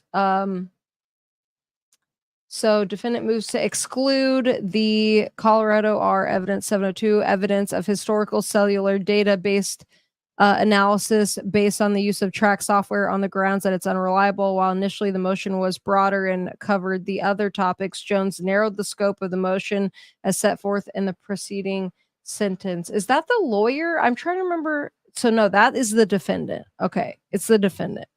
It's Christopher Russell Jones. Okay. And that's usually how that's how they're going to refer to his defense, basically. Okay. So in his motion challenging Trax's reliability, Jones objects on multiple grounds, but in the essence, he contends that Trax is junk science. Wait. How can it be Jones? He's motioning against his... Oh, yes, because the state. Okay, I'm getting it mixed up in my head right now. Okay. So the defense is saying that the prosecutor's, expert, this Trax thing is junk science. So right here, it cites the U.S. Supreme Court and how it works, how cell site location information works. Cell phones continuously scan their environment looking for the best signal, which generally comes from the closest cell site. Most modern devices, such as smartphones, tap into the wireless network several times a minute, which is exactly what you were talking about, whenever their signal is on. Even if the owner is not using one of the phone's features, each time the phone connects to the cell site, it generates a timestamp record known as cell site location information. The precision of this information depends on the size of the geographical area covered by the cell site. The greater the concentration of cell sites, the smaller the coverage area. As data usage from the cell phones has increased, wireless carriers have installed more cell sites to handle the traffic that has led to increasingly compact coverage areas, especially in urban areas. So he narrowed his attack on Trax, which is markedly different. So they're arguing that it uses CDR, not CSLI. Essentially, the cell phone records. Sure. Which we talked about this, and yeah. Okay. I don't want to go too far into this because if we're going to be covering it, I was more interested in covering like the social implications of what this is going to do for the court case. Yeah, but I think I wanted to at least give an overview of what the argument was from the defense, and the judge agreed with, basically, and had his own ruling saying that Trax, and that's what is getting conflated here in this specific case, is that people are taking this judgment by this judge and saying all cell phone tracking is junk science. You know what I mean? But they're specifically talking about Ray's company. And then his ZX Trax, whatever. I don't even know. Why is it called ZX and Trax technology? Like, is ZX just the company and Trax is the software? Probably. Okay. So they're saying it takes CDR, cell phone records from providers, and uses the data to craft maps of the cell phone's location. And it goes. I don't think we need to read that. So so determine if its handoff range is accurate. Trax looks at the specific cell site antenna and plots a 60-degree cone around it. Within the cone, Trax looks at 3 cell sites that are the closest to the source tower, takes the average distance between them, and multiplies that figure by 0.97. Ray described his method as trial and error process, in which Trax employees and others acting on behalf go on the ground to pick 10 different antennas with different shapes and attempt to break down the differences between them. He said looking at the density of coverage gave him the most accurate results. He said the mathematical principles upon which he relied are very simple. They look at tower density, and which is determined by cell sites that are within the proximity. Okay. Now let's look at the decision of how they determine what is okay science and what's not okay science.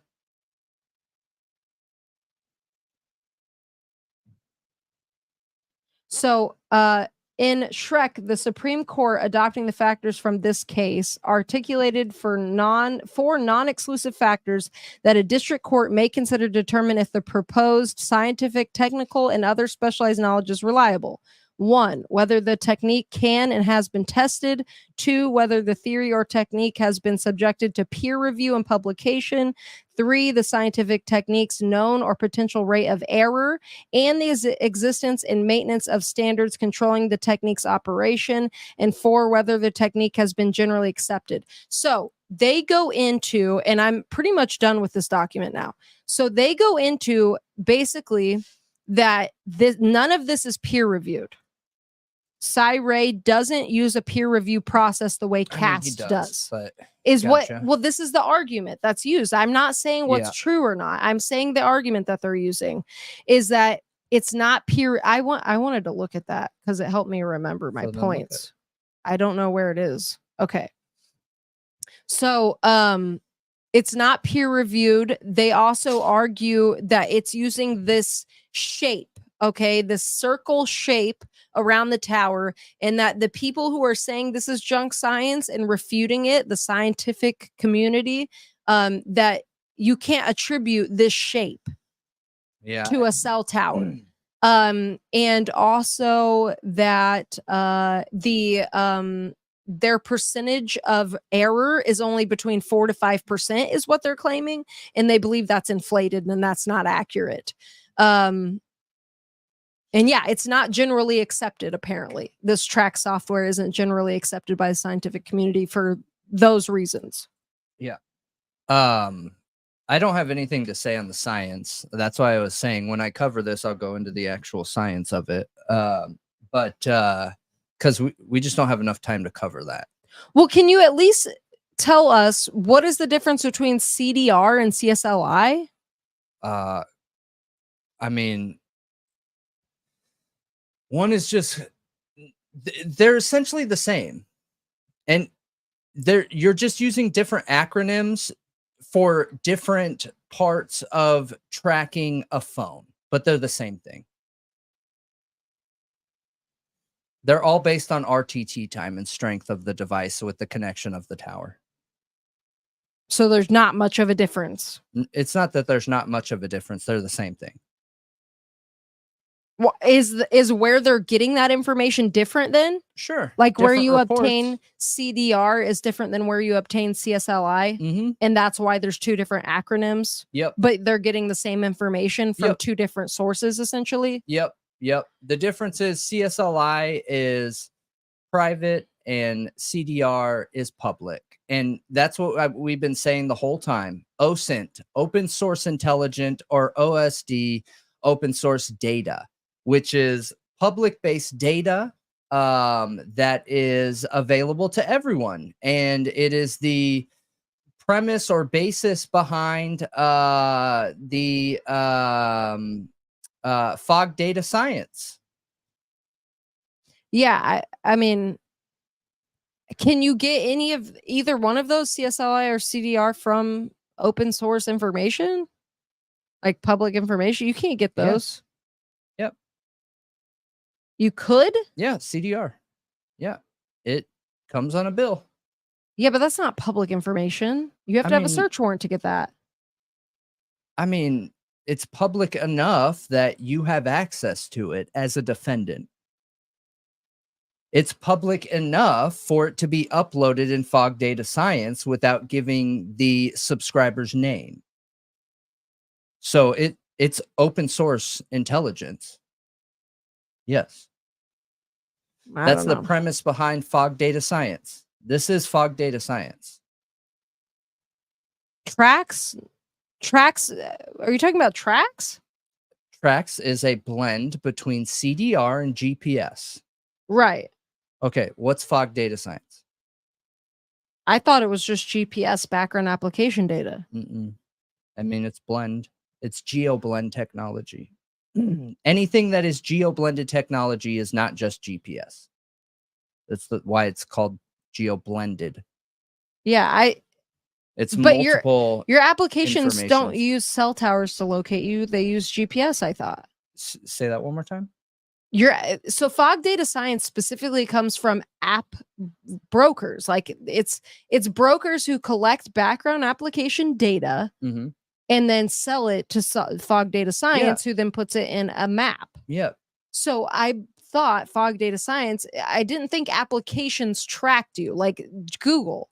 They don't track me using cell data, do they? They track me using GPS data. I mean, there are apps out there that absolutely can track you using cell data.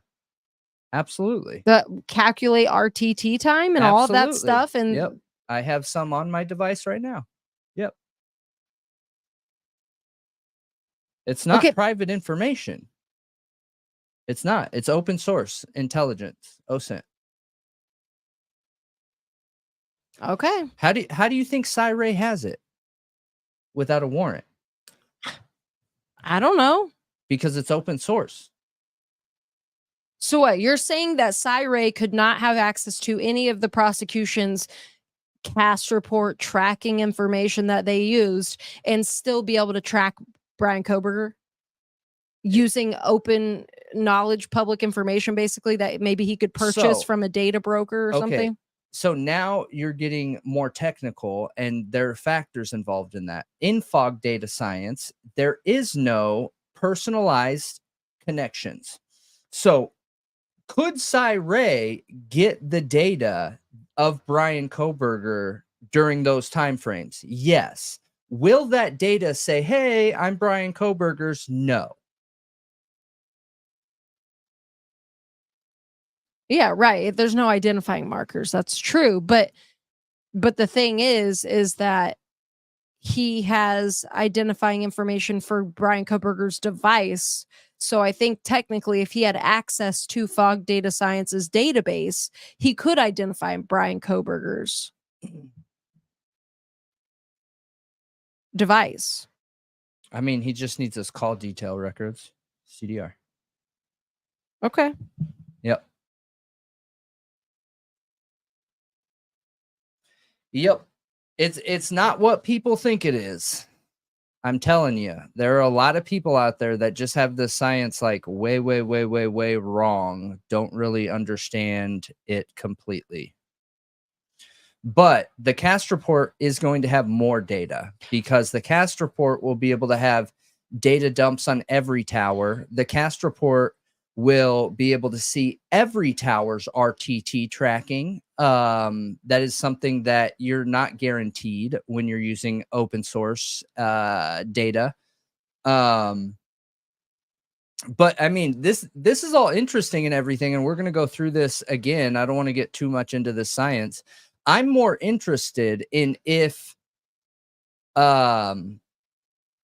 the think tank aspects more so than the so what do you think about the fact that, and here's a factor that was used in determining that Trax and ZX's technology wasn't admissible in court, is that they do not allow their algorithm and methodology to be public and up for peer review, of course, which to them, the fact that it can't be scrutinized by the scientific community means that they don't trust it. Do you think that's okay and should be used in court if it can't be peer reviewed in that way? So one, that's not true. That is a fabrication of the way that they're angling this argument. Okay. Because it can be peer reviewed, but it is a public company. So to throw down the expectation that what separates you from every other company out there is your coding and technology of your software, and you're expecting them to just open it up for everyone, totally unfair thing to ask and expect. Okay. Unless there are already concrete government contracts in place saying we're going to use this technology for the next 10 years and no one else can use it. That's just absolutely absurd. You can still have private data. You can still have private software and have that software peer reviewed by getting signatures, non-disclosure agreements. So I don't agree with that statement at all. But this goes into, look, like the interesting arguments for myself are, is this going to hurt or help Cy-Ray in the defense of Bryan Kohberger? I think it'll hurt him a little. I think that there is a very big probability that it is going to hurt him. especially when we see some people out there that are misrepresenting the science and misrepresenting the technology and misrepresenting Psi-Ray. I don't think that's very fair to do. I feel that way about every expert. It has nothing to do with the fact that I understand network technology. I will not ever condemn any expert. I will not until I hear what they have to say and make my judgment based on their expert opinion of that singular situation. I think that if we are quick to jump on the defense's experts or the prosecution's experts and condemn them, we are adding to a problem that needs fixed in the judicial system. Agreed. I agree. So you want to go over like the science of this, because it also goes into his drive test. I don't want to go over the science. Right. Not right now. You mean later, like another show. You want to go more into the science. Because it talks about like the drive test that he does, that it's nothing like, you know, for instance, CAS, that it's all confirmation bias. And it's really just every argument you could point at to say this is junk, not science. It doesn't follow the scientific method. But I do feel like they're twisting and shaping it to fit that a little bit. So, but you know, it's funny. They mention articles in here that are supposedly other articles that claim this is all junk science. So that's going to have to be something I look into and read those articles to see. Sure. So when we're going back to, you know, whether this is going to help or hurt, they're all old though. They're from like early 2000s. If this is going to help or hurt the defense because of this article, we're going to dig into the science of this article at a different time. You keep trying to pull us back into it. Just let that go. We aren't going to dig into that anymore until we have enough time to actually research into what that's saying, and we don't have that time tonight. I've read it.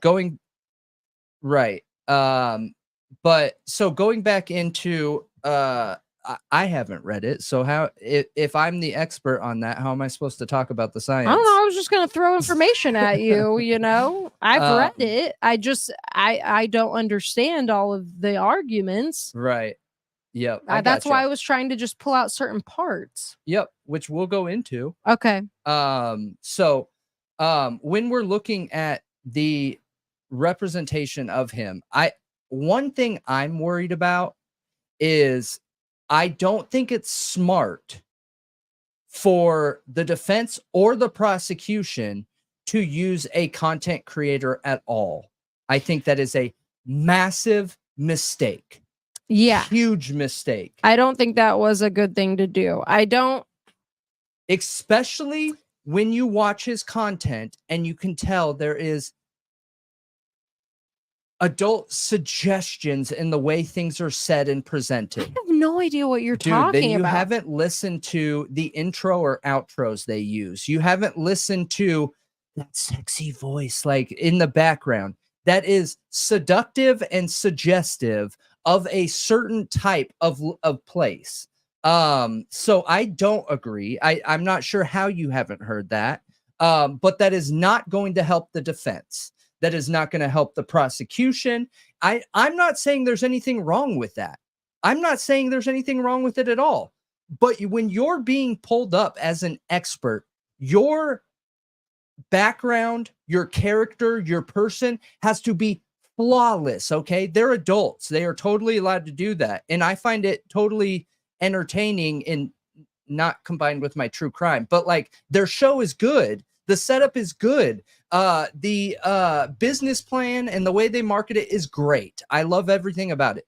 But it's not going to help the defense. It will not. All it can do is hurt. There's no areas of that show that's going to help.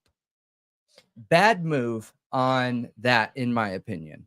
Yeah, I definitely agree. I don't know what you're talking about with the suggestiveness. I don't know how suggestiveness could disqualify you as an expert in anything. I mean, but other than that, yeah, I think being a content creator, being someone with a podcast and true crime, talking about cases, like he talks about past cases he's worked on, I don't think is going to be appealing to an Idaho court, um, or the Idaho like community, the community in Idaho. They like their secrecy. Okay. So I don't know. Yeah, I don't and think it's look, going to be a great. I and think they could have picked somebody here's else. I do. evidence. Here's evidence. I haven't suggested anything about their lifestyle at all, and there has been at least 5 different people talking about certain lifestyles that are more openly and suggestive in our chat. Okay. Now let's keep it respectful, please, you guys. But because we don't want to rag on any other person, not even content creator or anybody. But the fact that other people are making that point without anything being said about it lands my point. There is something more adult there that is not, it's not for a kid to listen to. And the fact that they had to come out in one of their shorts and define why something is being said, come on. Why do people come out afterwards and define? Because people are taking it wrong. Because the way that they are suggesting it is not being taken that way. So again, I'm not putting it down. Okay, but why does that have anything to do with him being an expert on the case? Why does that? Because everything matters in a case of this. Yeah, but your magnitude. Sexual proclivities have nothing to do with. Oh, absolutely it does. If you're a good expert or not. Oh, absolutely it does. In a perfect world, it wouldn't. But do you think that they're not going to judge his character to base whether he's reliable, responsible, and trustworthy? Yeah, right. He's a married man who's happily married, Yeah, even if he has extracurricular activities. I think if they bring that up, that looks bad on them, in my opinion. I shared in the beginning about how I feel about consenting adults and relationships and things of that nature. And I 100% believe that and support it. I will fight for the rights of people that want to have open relationships. That is on them 100%. And I think anybody should be allowed to do that. But to pretend like that doesn't alter perceptions in a public setting is way off. That does. Because that is against the grain. That is not standard. That is not your average relationship in the US. Anything outside of average is not helpful when you're trying to control a certain image and present yourself as a respectful, responsible expert. So you think Bill Thompson is going to say in court, it's not about Bill Thompson. This is your lifestyle, right? It's not about Bill Thompson.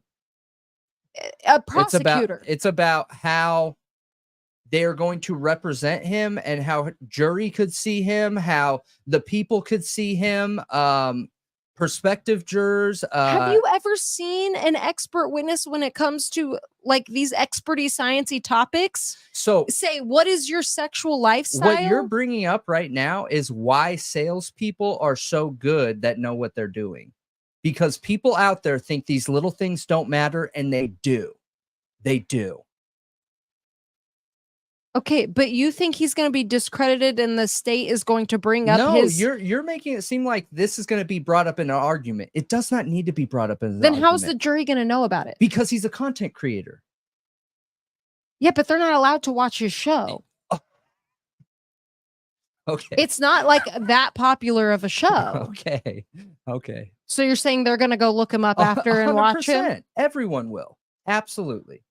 They're going to want to learn about him. They're going to want to know about him, and they are going to research him. Okay, but if they are found out doing that, they can get kicked off the jury. Oh, okay. It doesn't change anything. We have to look at this on how it can be perceived by the jury, okay? And I think any good attorney out there, like when I say good, one of the leading attorneys in the US, they would never come out here and be like, oh yeah, that kind of stuff, that doesn't matter. Oh yeah, that doesn't matter. No, if it impacts your image in a public perception, it matters. It absolutely matters. And if by chance it doesn't, why take the risk? I think that there is no such thing as thinking too small or too granular when somebody's life is on the line. Okay, I don't know. I don't know. I guess I'll have to go watch it and see what you're talking about for myself. I don't know. I know that public perception matters a lot. I do think it matters a lot. However, I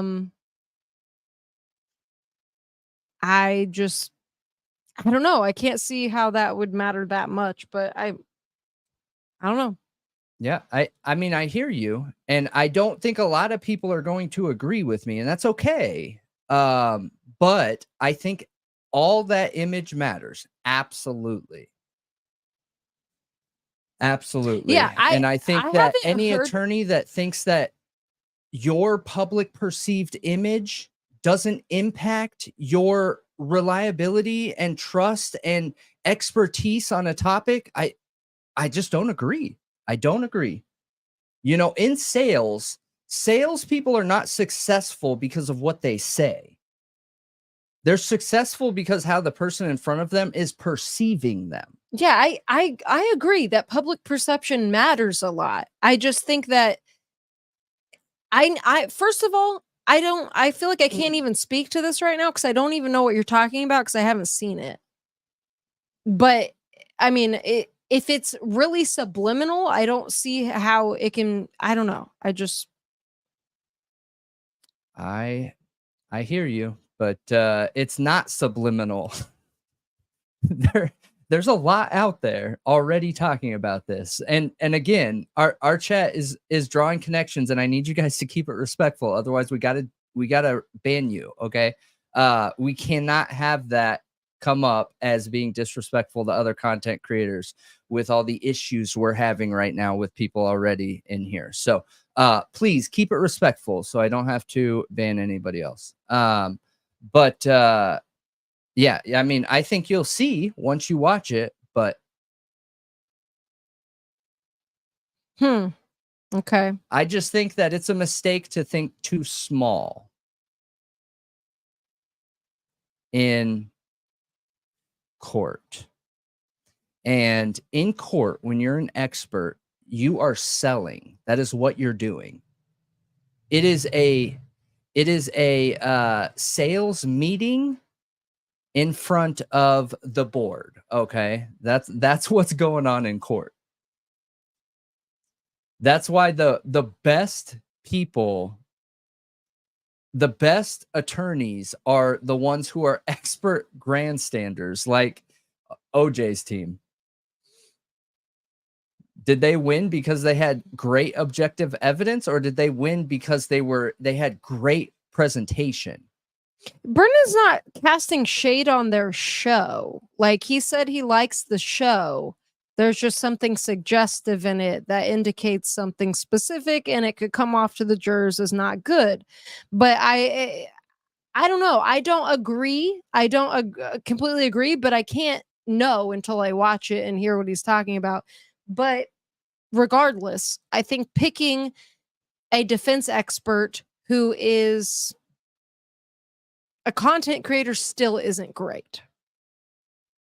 I still don't think it's a great idea. Yeah.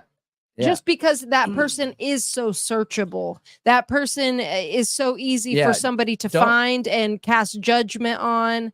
And yeah. Don't take what I'm saying the wrong way. I'm telling you, I like their show. I like everything about it. I can't help but look at things from a business perspective, though. So what I'm doing is I'm gauging their brand, their marketing, their presentation, their shot, their lighting, their audio. That's how I look at things. And I think their show is incredible. And I think they have a winning combination and winning show here. And I think Ray is incredible. However, I don't think the show helps when you're an expert in court. And let's be real here. The one time that I believe in a 2-decision outcome is like when you're looking at impacts of situations. So what I mean by that is like, can the content creation impact his expertise upon this court? There are only 2 options. It can either help him or hurt him. People are already drawing these connections. I didn't draw this connection. I didn't find his YouTube account. Everyone else did. It's already been talked about by multiple creators. So it's not like this is new information. Okay. So to think that, to take the dice and risk whether a juror, one, watches this and feels what I'm feeling, and then when they're deliberating, that juror says, "What?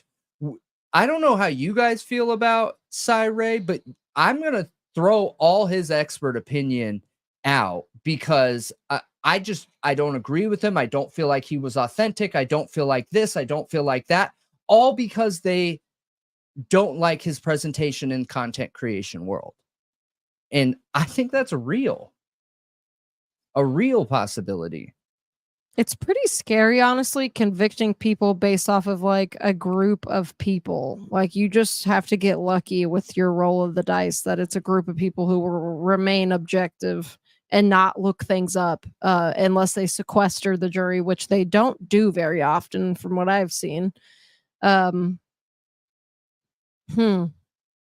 Well, you know what's interesting is this judge. No, I'm not going to show his YouTube channel or the name of the channel just because this topic is not.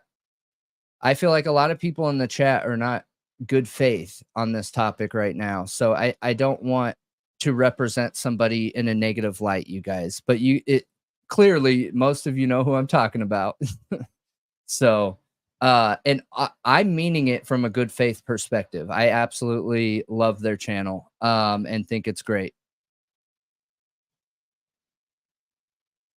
But I've got to look at it objectively. I have to. So the judge who made this decision in his 2020 survey report, where they analyzed like how he performed as a judge, they said that he is intelligent and knowledgeable and is described by some as fair and unbiased with potential to develop into a great judge. That judge, if you share his picture, who said Cy-Ray's tech was junk science. Okay. Others found the judge via Senor, I don't know, communication demeaning, biased, and disrespectful towards attorneys and litigants. Whoa. Okay. Yeah. The commission has been concerned that Judge Villasenor inconsistently applied laws and rules, giving varying sentences in similar cases. The commission expressed its concerns to the judge, and during the past year, he has shown willingness to improve his performance. To address concerns that were raised, the judge has taken demonstrable steps, including making physical changes to his courtroom, simplifying his civil case management procedures, and seeking feedback from colleagues. So they believe at the time in 2020, he met performance standards. I'm curious if I can find a 2022 to 2023, a more recent year of a performance report, because that's interesting. That there were concerns about him as a judge in 2020, only a couple years before this case. And he was supposedly biased in some situations and disrespectful. I mean, it honestly kind of sounds like that because, again, there's a way to rule against an expert and not be super harsh. Here's another example. Let me give you another example. Go a different direction, okay? I said a very similar thing that I'm saying right now about my concerns with Cy-Ray being a content creator in a very public space. Vargas. Okay. Vargas went in court, presented as an expert, and then went on a couple channels where she let her personality show, did absolutely nothing wrong. And I thought she was a super good time on both of them. And what was the general consensus of the community? It didn't look good. No, it didn't. And she didn't say anything wrong. She didn't do anything wrong. Nothing. So again, there's my example for this situation. I'm telling you, the only option there is to hurt the expert testimony. And shout out to Regina. We appreciate you. Brendan is right. Malia is always right. I'm the bad cop. People pay good money for a jury trial. Yeah. Thank you for being a member for 6 months, Regina. Yes, we appreciate awesome. you. You're an OG. Yeah, I think Brendan is right about public perception and that it matters. And I agree with him that it matters. And I do question him being a content creator and thinking it's probably not the best. Having yourself out there for people to scrutinize and then being an expert in court. Yeah, I can see the issue with that. Especially when you bring up Vargas, because I do think that was a big deal in this case. Bigger than people realized it was going to be at the time when Vargas? It was. Yeah. People, I don't think people realized how big of a deal it was going to be when it was happening. And then after, it just really didn't sit right. I'm sorry if somebody brought up the Vargas thing. I'm just trying to catch up on some of the comments here, you guys. I would have gave you a shout out if I saw that. I apologize.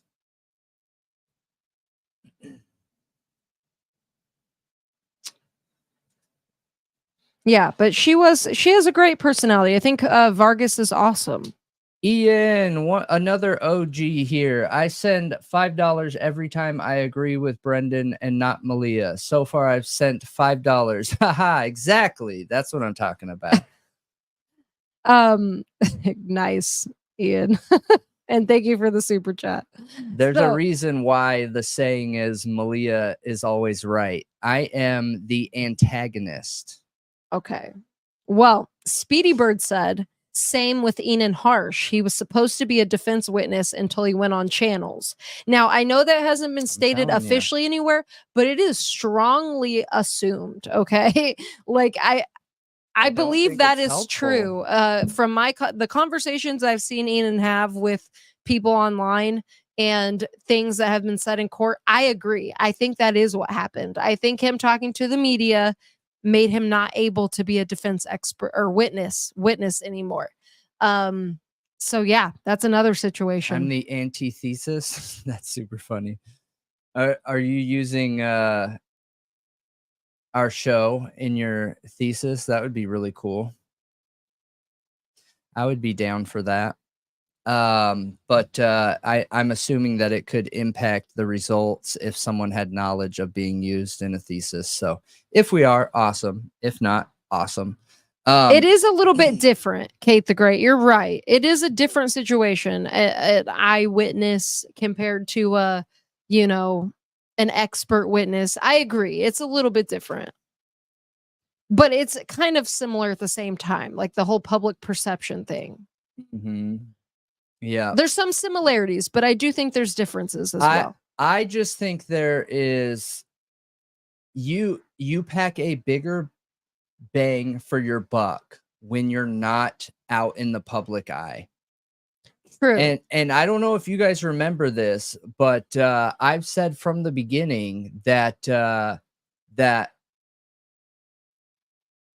because people have said, they're like, hey, Brendan, you need to reach out to the defense and see if you can be an expert. Okay. And I've said from the beginning, there's no way that would not work. It would not be okay. One, I've shown myself to be biased towards law enforcement in this investigation.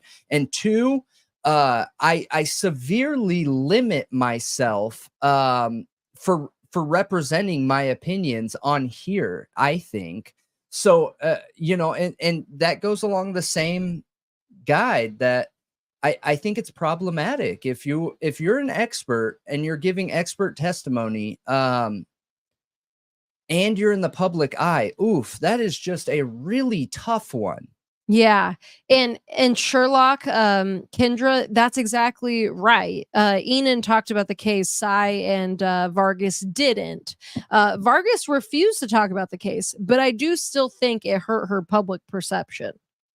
Enan talking about the case obviously is a different issue, but I don't think it hurt her personal perception. I think it hurt her expert. That's what I'm perception. saying. Okay. Yeah. Okay. For court Yes. is very different Yeah. than like us, like Yeah. the true crime community. Right. Because as the true crime community, obviously we all enjoyed her.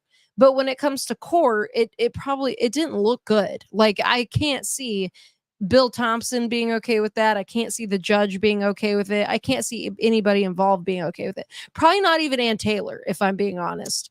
If I got called up in court, I'd have such a hard time like not giving my content creator like 100% the highest tone, you know. Yeah, there are a lot of experts that have done shows, Dude. but they're not content creators. And the thing is, one thing that is not going to help. Not that I've seen. Maybe I'm wrong though. I could be wrong. One thing there could that's be a lot. not going to help the defense is when, and I'm probably giving the prosecution ideas here, but for all you law enforcement officers watching, this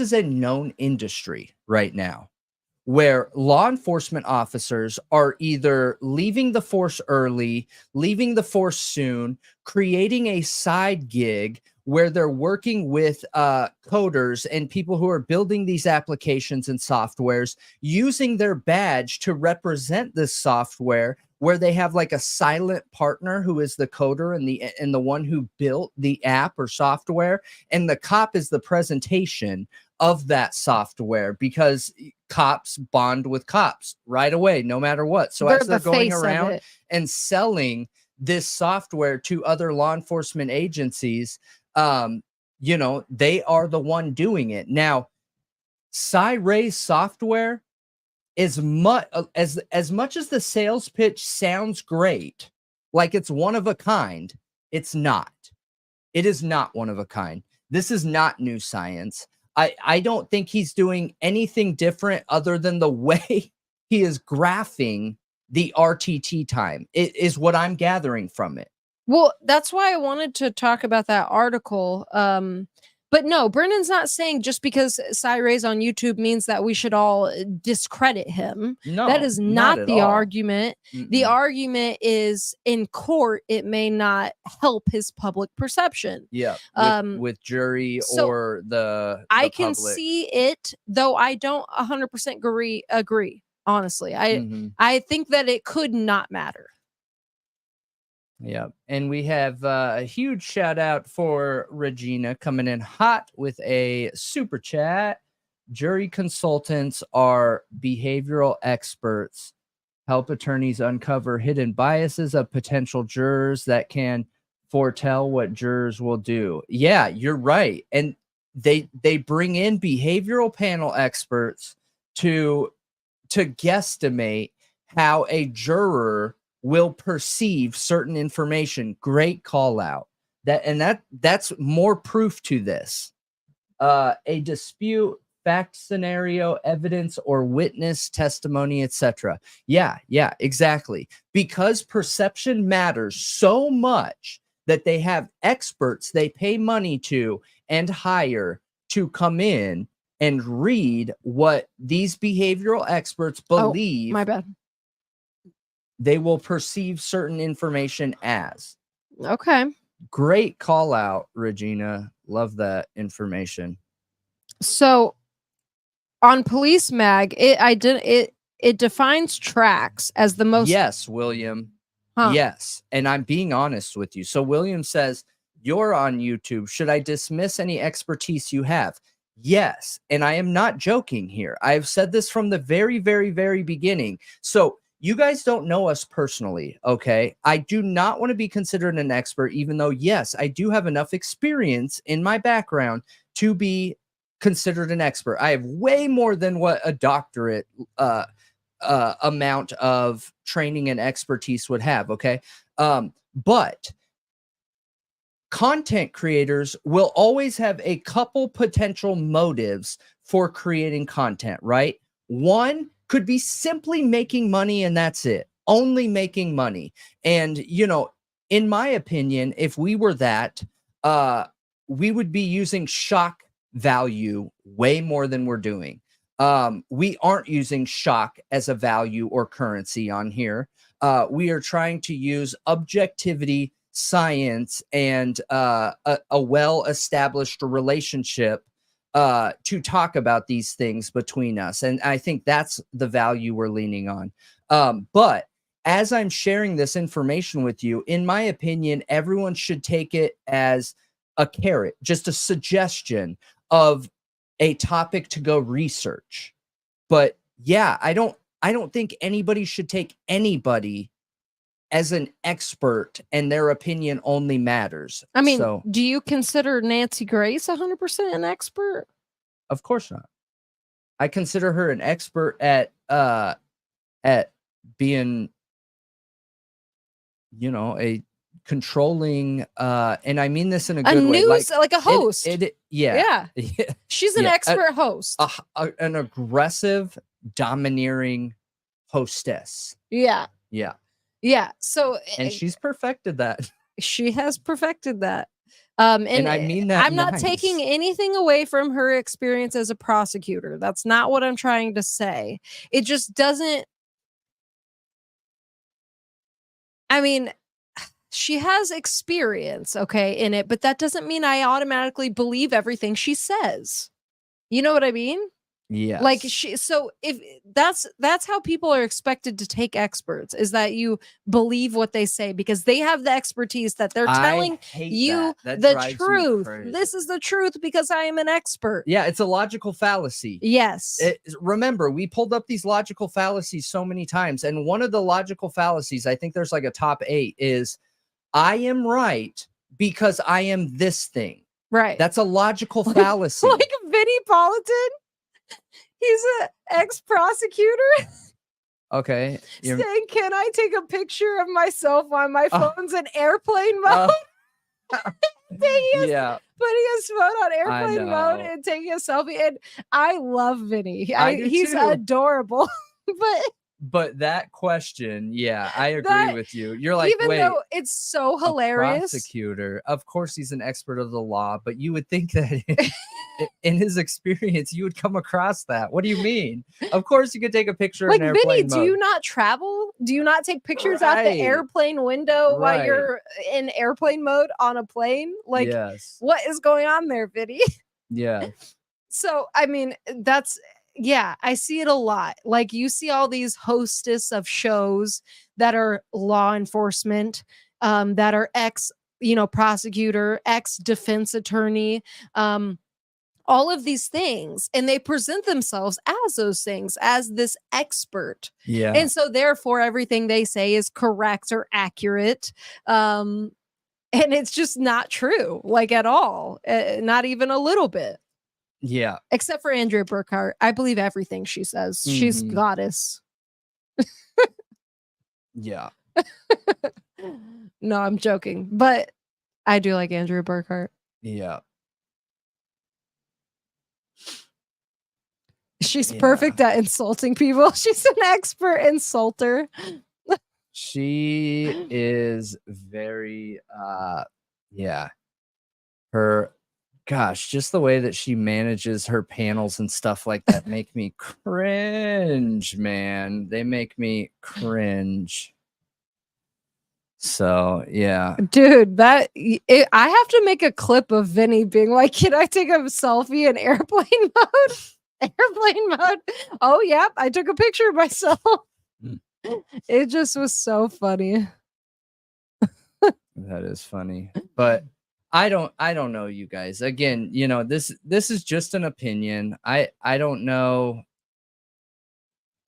I don't know what kind of jurors they're going to pick. I have no idea if all it takes is one. And in my opinion, that's a massive gamble to take. So, yeah. So, you know, there's online there's some like maps, and we can dive into this next time because you said you don't want to get into the science of it, but there's like some maps showing how they use the track software, and it's like it's perfect circles essentially. I mean, we'll get into it later though. It's a little pull it interesting, up. but you know what's funny in all the wording? You remember how in the alibi it said RF expert? Yeah. So when they're talking about tracks and you know ZX, they say it uses realistic RF footprints for 6 million sectors across the United States. So when it's saying RF, is it encompassing GPS? And I think that's what is happening here. I think that it's Cyray's language and it's his company, and they use RF footprint, like RF technology, as a catch-all for GPS and cell data. Yeah, I mean, look, yeah, I think they're using geo-blended data. Well, Trax does. It does use geo-blended data. Yeah. It uses GPS and cell towers, CDR is what it said. Yeah. Okay. That's what it said. But yeah, you're right. You're right. So you weren't here when I read that part where it says that what undercut Cyray's data basically was GPS records. Yeah.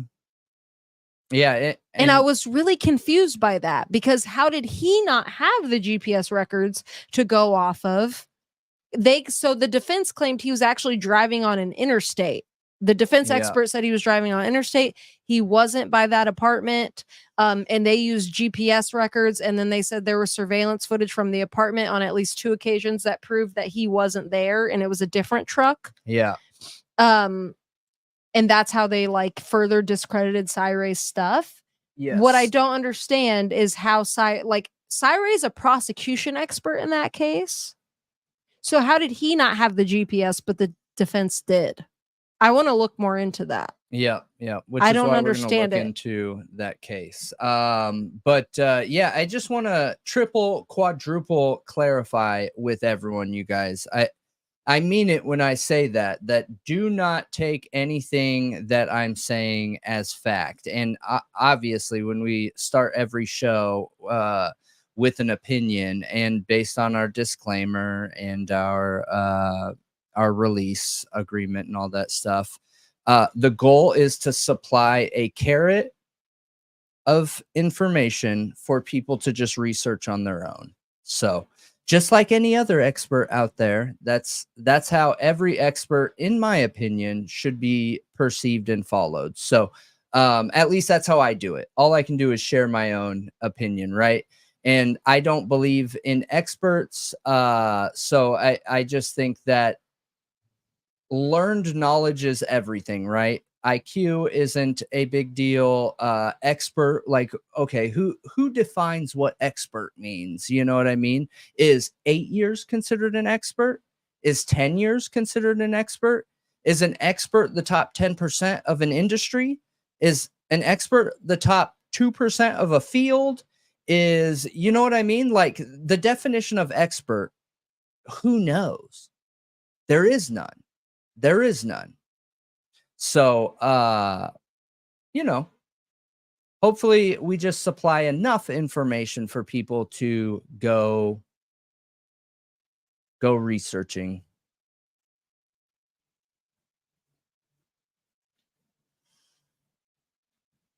But, all right, you guys, that is it for tonight's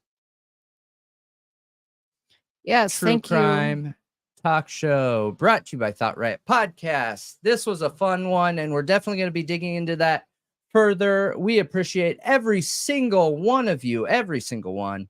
And you guys are all awesome. And we will see you soon. Yes, thank you all for being here tonight, and we'll see you next time. Make sure you hit that thumbs up button. Make sure you hit that 5 stars. Make sure you hit that 3 stars. I think we got a couple thousand people on here tonight. And give us a rating after the video is done streaming. Leave a comment under the video, you guys. It helps us get out there as people are trying to not allow our videos to get out there. And it's all because of you guys. So just keep doing you. You guys are truly the heart of Thought Riot Podcast. And we appreciate all of you equally. We appreciate every single one of you. All of you that are out there watching that are not involved in the chat. I know, I think our chat to viewer ratio is maybe 10%.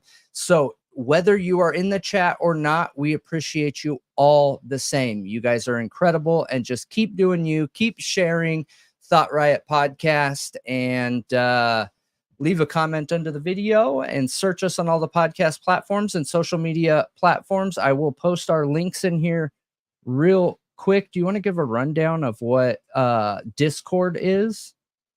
Sure. Discord is a chat room, essentially, that you have to have a link to join. I would say it's private, but it's not actually private, like, because anybody who gets our link, which we post very freely, can access it.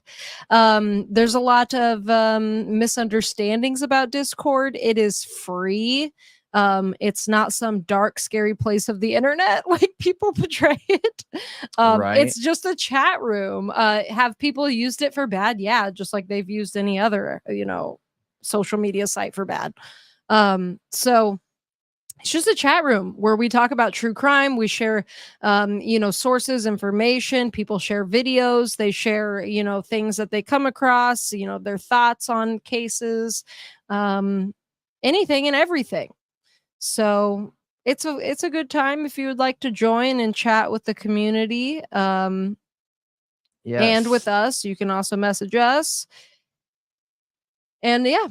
And I just posted our Twitter in there. As you can see, it pulled up on the screen here.